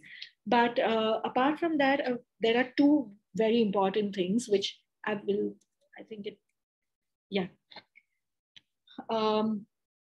encouragement for their extracurricular.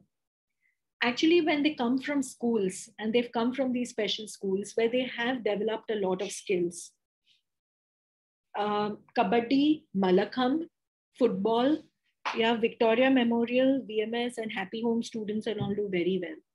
Unfortunately, higher education mein itna support hai, nahi hai, but at least we try to encourage them.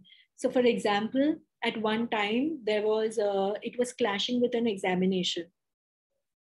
And the exam committee took a decision कि इसे बाद में exam देंगे, but let him go and play that football match. कि उसे ATKT या medical में बिठा देंगे. Of course, I'm not saying that this is, I mean, it's your call. It's your call. But, and they asked, what do you think? And I said, I don't know, you decide. How can I say what is to be done? Yeah, and of course, you don't do it. You tell the student to give a letter.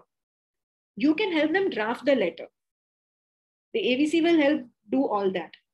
But first let the student make up their mind. तुम्हें cricket खेलना है कि तुम्हें पढ़ाई करनी है, देखो graduate तो होना ही है, वो भी 80 KT के बिना ग्रेजुएट होना है. We don't want to keep giving these exams. कैसे करोगे? दोनों कैसे मैनेज करोगे? Yeah, help them strategize. Yeah, many of them have brilliant. The AVC member, okay, he will graduate this year. He remains on campus undefeated chess champion. The real eye, we have this match, and it's an open challenge. Everybody, sighted, non-sighted, everybody come and play these games together, chess and all. He is very proud. 4 साल में मुझे Wilson campus पे किसी ने defeat नहीं किया है. And he's reached up to district level, but he's not gone beyond district. लेकिन Wilson में तो he's the king. But they have a lot of these different abilities, and one has one. I mean, how we will make certain conditions conducive for them to continue with these other interests that they have. Real Eye, it was a cricket match for the blind. It was first hosted in 2008.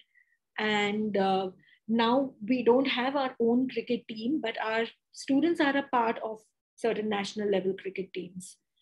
Third Eye is our annual sensitization program. It's a huge, again, Antarchakshu is a similar program that Xavier's has. And you will see some pictures of it. This is like a morning to evening thing on campus. Okay, and like everyone has their festival, right? We also have our festival. Okay, so there are multiple things. Okay, there are dance competitions, etc. All of that is there. But all day long, you know, chess, origami competitions, where sighted, non-sighted challenge each other. It's an open thing. आते जाते हैं, जिसका जैसे class में मतलब time में छुट्टी है तो आते हैं. It's outside the canteen near the basketball area. And a certain area, I'll show you what kind of activities we do in the Third Eye program. I'll come to that slide. Participation in All India National Blind Football League. And this was again Professor Skarya's effort. And our students went up to the national. We didn't win it. We stood second. But it was, they managed from sponsorship to everything to fly to Kerala and to play the final match. There was, of course, support from CNI, our management and all of that. But that is a good thing. And like I said, currently we do not have our own football team or our own cricket team, but our students are representing at state, district, national level. Career workshops, theatrical workshops, collaboration with national association. Yes, we no longer, at one time we had this Thomas Cook Center for Learning and Management. We are looking for collaborations. Currently we have with Youth for Jobs that is training our students. See, there are things that we cannot do, right? We may not have the, we may not know how to do. We don't have the training to do it. We shouldn't try to do it. The best way to do it is get a collaboration. And then have your students trained via people. See, we may not be able to hire special educators. We will not be able to hire. So then via collaborations, linkages work wonderfully even for NAC. That is all the time required. So collaborations work best. Like I said, center only has this infrastructure, this technology infrastructure, volunteer support, and yes, financial support where we train them primarily to make them self-reliant. If not, then financial support is given. Initiated a certificate course on disability studies, and that is this year. It's going to start from 12th of May. If anybody is interested, you can absolutely get in touch. Meet, I must acknowledge, was one of the first persons to encourage this course. He was a resource person at the course, And that was a time where we were very apprehensive still whether to do it, not do it. Professor Skaria said, start it. We said, but we don't have exactly everything in place. He said, start it, over years, it will all fall in place. Now it's the 4th year. The course is developed very well, more focused. But I'm very grateful to Meet for all the encouragement and for all the effort that he put in, as a resource person in the course, because it's, after all, the faculty that makes the course. So I'm very grateful to him. So the certificate course on disability studies, one is, of course, inform society, but also to strengthen our existing voluntary program, ABC. So if you read the course objectives, etc. Yeah, so our students get trained. We have experts from all the, from the specific fields. So from certain theoretical models to disability, right? We have sessions on law, rights. We have head of LD department, Nair Hospital. She herself takes sessions on learning, intellectual disabilities, etc. We have faculty from Tata Institute, Disability Studies, Center for Disability Studies. They are also a part of, so there is a whole range.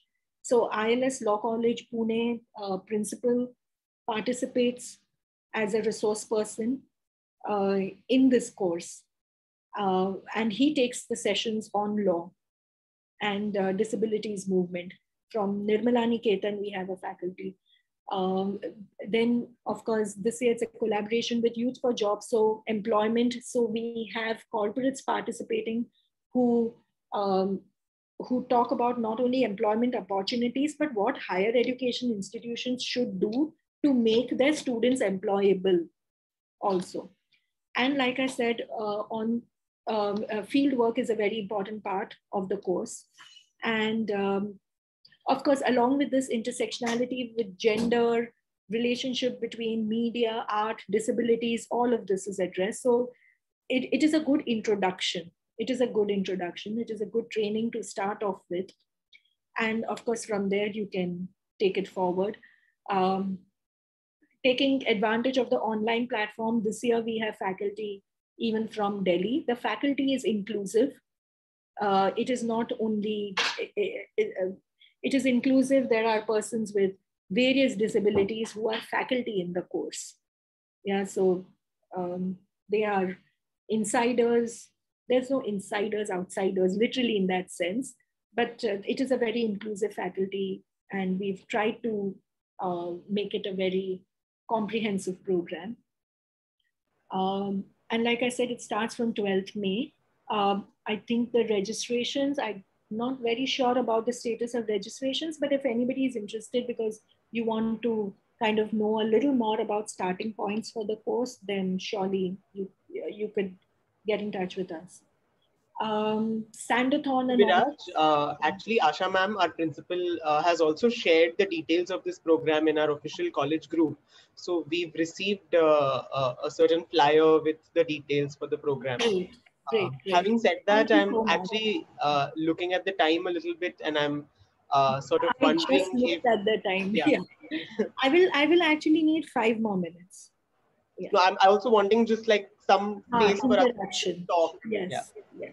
This is the blind football team.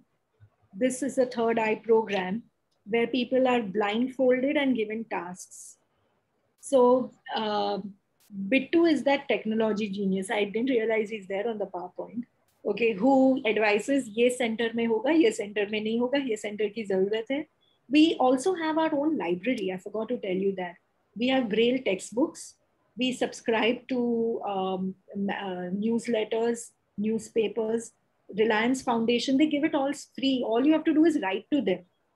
Write to Sparshak Dana, because we have a huge group of people who are very comfortable with Marathi. So Sparshak Dana, that also gives every 15 days, gives you news and things like that. That magazine. Reliance Foundation has a magazine. This is all free subscription. You only have to subscribe to them. They send you regularly. And we have textbooks are all Braille textbooks are available. This is the third eye program. So they are given tasks blindfolded. There's a room blindfolded, identifying fruits, vegetables. It's basically living, you know, few minutes of the life of a visually challenged person. You know, identifying currency, identifying, throwing the ball in the net, making chai, making poha. So there are these different, like fun and fair, you go from one stall to the other and you are in a dark room. Even if you cheat, you know, you remove your blinds and all, you cheat, you can't see anything. It is, so yeah, that's something that the volunteers really look forward to. Climbing a bus blindfolded. So, and actually a BST supported and a bus was on campus. Wow. और फिर सबको चढ़ाया था, yeah, this is on campus. Crossing the road blindfolded. So yeah, this is Malakham presentation, but this is entirely the effort of Deshpande sir, Shivaji Park, who trains visually challenged students from Malakham. But they were very kind. They came to our third eye program to display their talent and to raise awareness. Future plans, we want to set up a proper placement cell. We want an accessibility audit, like you have your green audit, gender audit, etc., etc., etc. How accessible your campus is and what we can do and what we cannot do. Ours is a heritage building. Again, what we can do, what we cannot do. Increase, improve existing academic program. Now, a very important part here is in our curriculum, and this is entirely upon the teachers. We have written to the BOS कि हमारे यहाँ ये बच्चे हैं and we want a customized syllabus for them, and it has happened. Logic for a long time, philosophy was not being offered. And one of the students said, हम school में तो geometry, algebra सब कर लेते थे. So why are we not being offered logic? So, and he was right. He was absolutely right. We wrote to the BOS, and a separate paper for persons with visual impairment for logic was designed. And the students have a choice whether they want to take that paper or they want to do the regular paper that the students are doing, other students are doing. ऐसा नहीं कि हमने मेहनत की ये syllabus बनाया तुम ये पढ़ो. Not that. See, everyone is in a different range, right? So every year students choose. This year the students have opted to go for that different paper. The previous batch, that student opted to go for the regular paper. But this kind of support from admission to making accommodations in the curriculum. See, it's very easy. Same syllabus padhao, unko grace marks deke pass kar do. They are entitled to 20 marks grace na. De do khatam karo. Or give them that half an hour extra or khatam karo. But you can devise a syllabus, okay, which caters to the diversity in your class. Get it passed by the BOS. It takes a while, but they are open to it. Nobody says no. No, but I don't think. And if at Mumbai University we can get it passed, which is such a vast body where there are multiple levels at which this whole thing has to go through, then I don't think at SNDT it should be a problem. So go through the curriculum, and you may want to devise a different. See, this is one more way of increasing enrollment, that you have a different curriculum for them. You have a different, within the course you have an option. And like I said, don't insist कि अभी ये दूसरा option है तो तुम ये दिव्यांग वाला ही करो. हमने बनाया मेहनत से कोर्स करके. अरे ठीक है, give them a choice. They may want to still do what the regular students do, right? So similarly, and especially students with learning disabilities, etc., you may want to modify certain modules. You may want to modify certain units. And this we have done. So we are telling you from experience.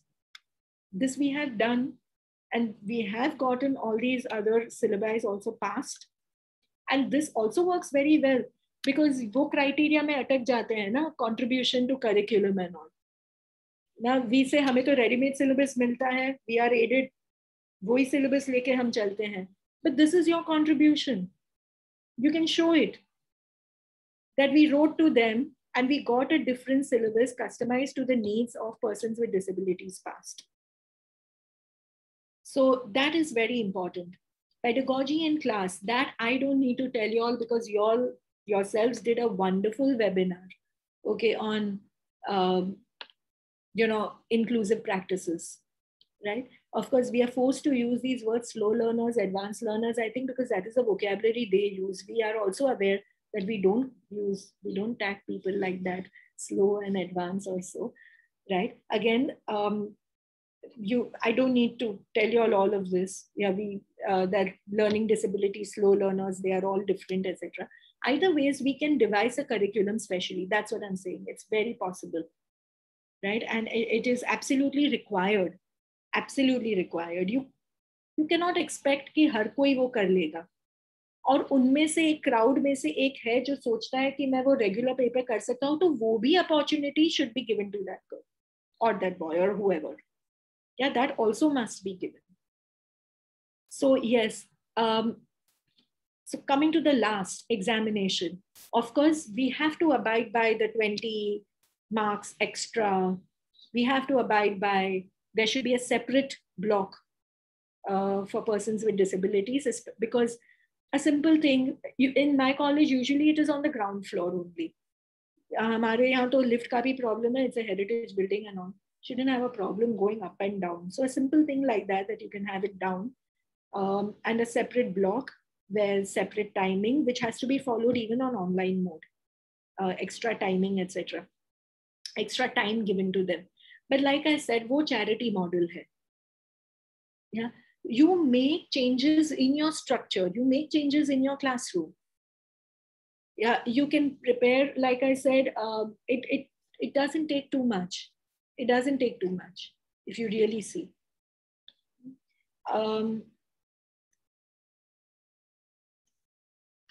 Yeah, this is Mount Malakam. This is the chess competition. They participate in our sports day also.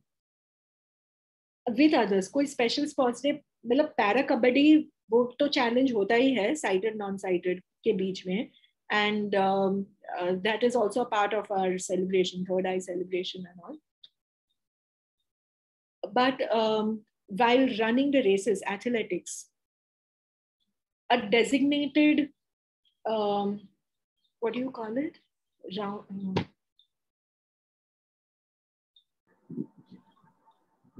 A track? Track, sorry. A designated track, with someone running with them.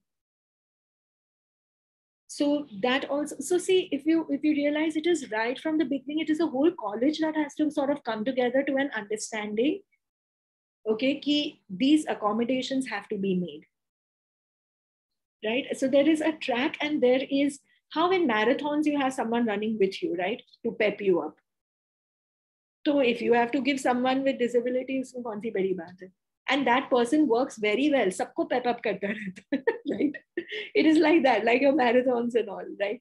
So it is not like it is specially for persons with disability, right? It benefits everyone when he is, encouraging everyone on the track. So it works very well. Yeah. Yeah, this was some yoga programs. That was Ashwin presenting at an international conference. That was Rahul, who won a quiz, central bank quiz, and he got like some 40,000.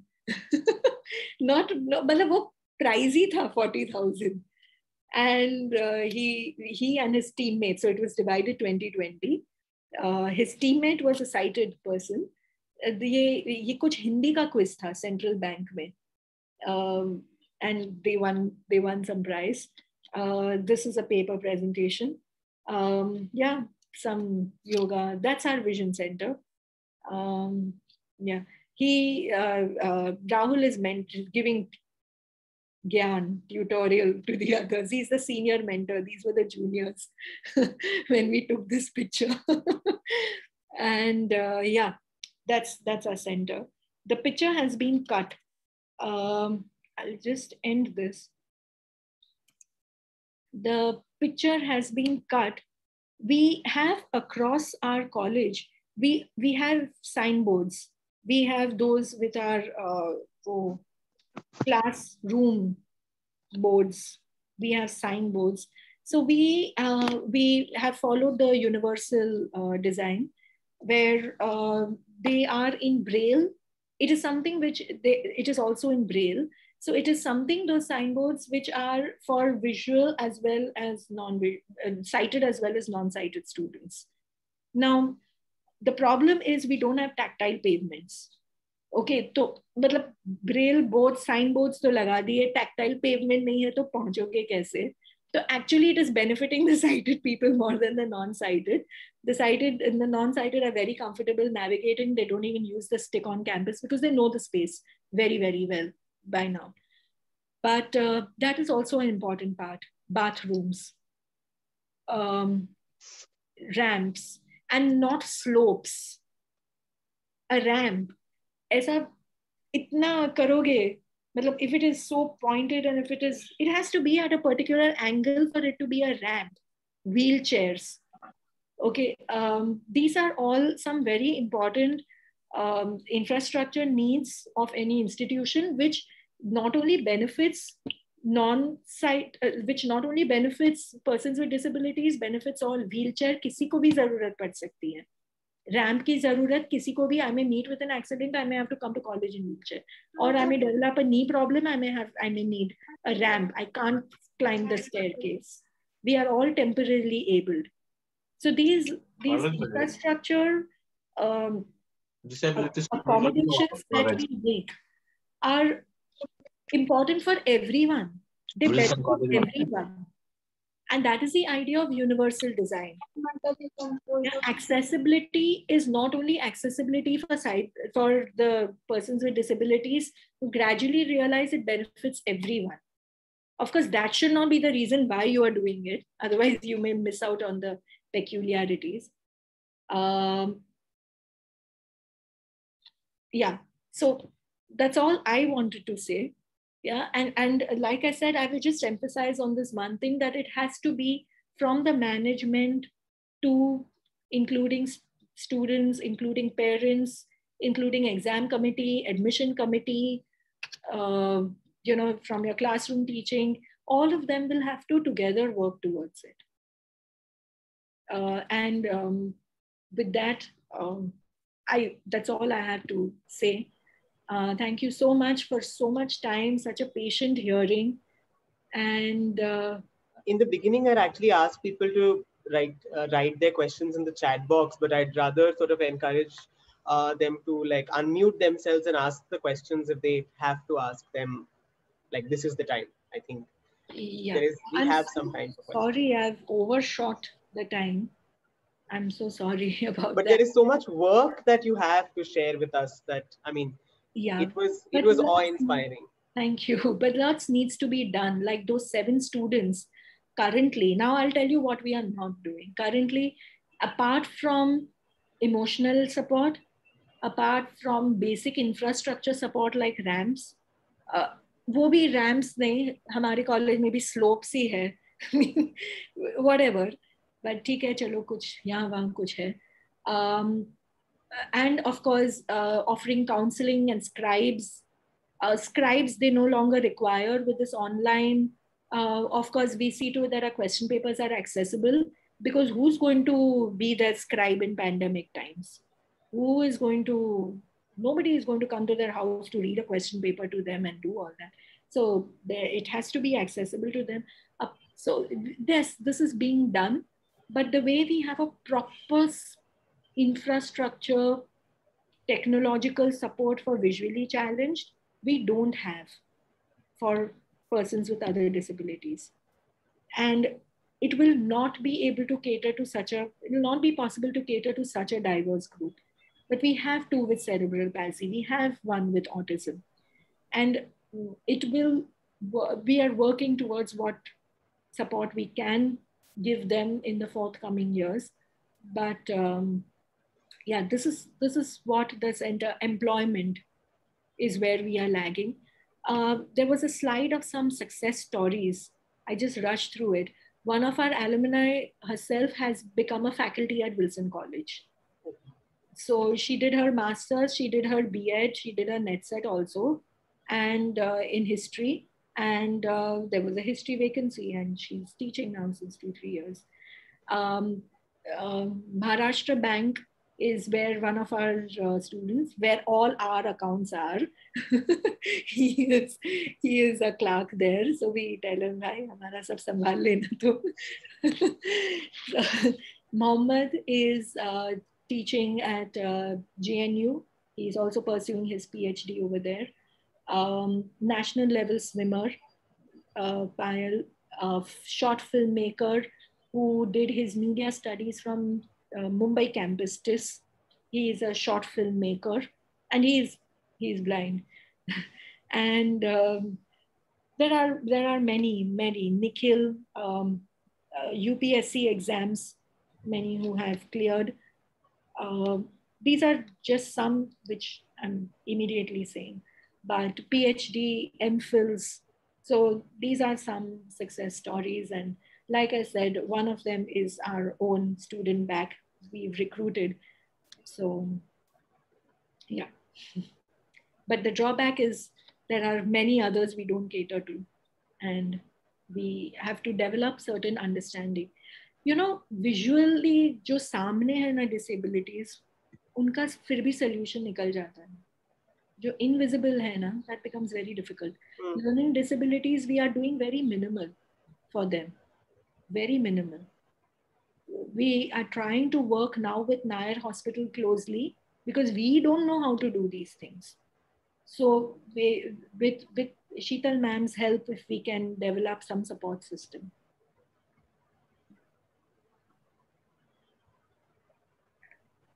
I believe you will be speaking with Neha also. Yeah, and XRCVC works at another level, absolutely another level, where they also contribute to government processes and policy making. So they have been instrumental in bringing forth certain laws and policies, etc. Yeah, and they have been our mentors. We still keep turning to them whenever we need anything. And they have shown us the way. So yeah, we owe a lot to Xavier's XRC. I think like an important sort of takeaway for me also was that, I mean, amongst a lot of other things that were sparked by the session, that it's important to not look at disability as one monolithic category. Yeah. While we do sort of, like we know that there is a list of so many disabilities, those are the kind of concessions that you give them, etc., etc. But when we are also talking about disability and inclusion more often than not in our college space, somewhere a lot of us tend to use it as one category. Right. But like you've said, that within that spectrum, you've been able to cater to one particular kind of disability, despite so much sustained, focused work with so much expertise from different places. And I mean, it's great that, it's also like very humbling that you acknowledge that we haven't been able to do this. We have to. We have to. Because, yeah, we have to. So, yeah, I mean, we open it up for questions, anything that people might want to ask, share, any query, any concern.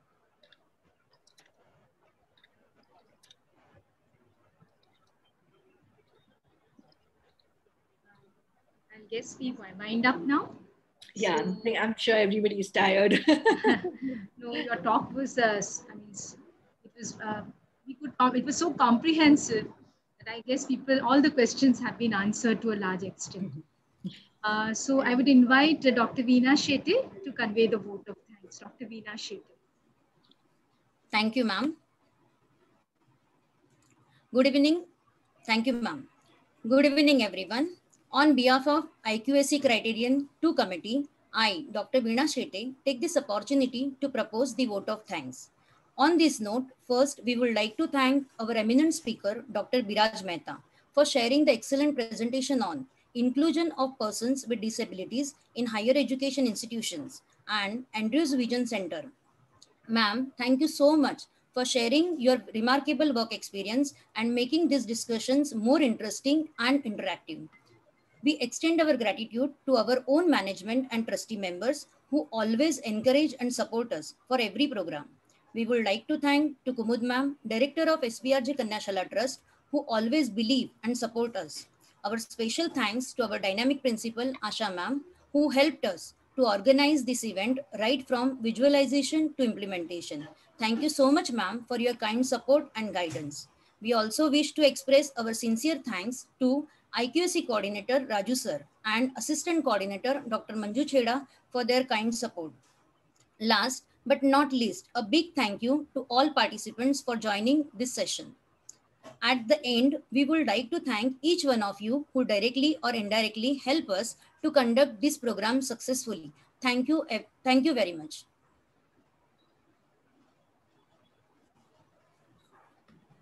Biraj, you're muted.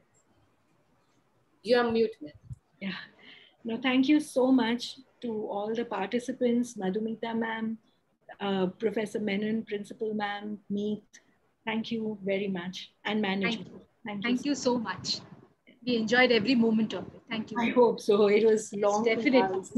Very enlightening. Thank you so much. Thank you, Biraj ma'am. Yeah, thank you so much. Very fruitful session. Thank you. Thank you.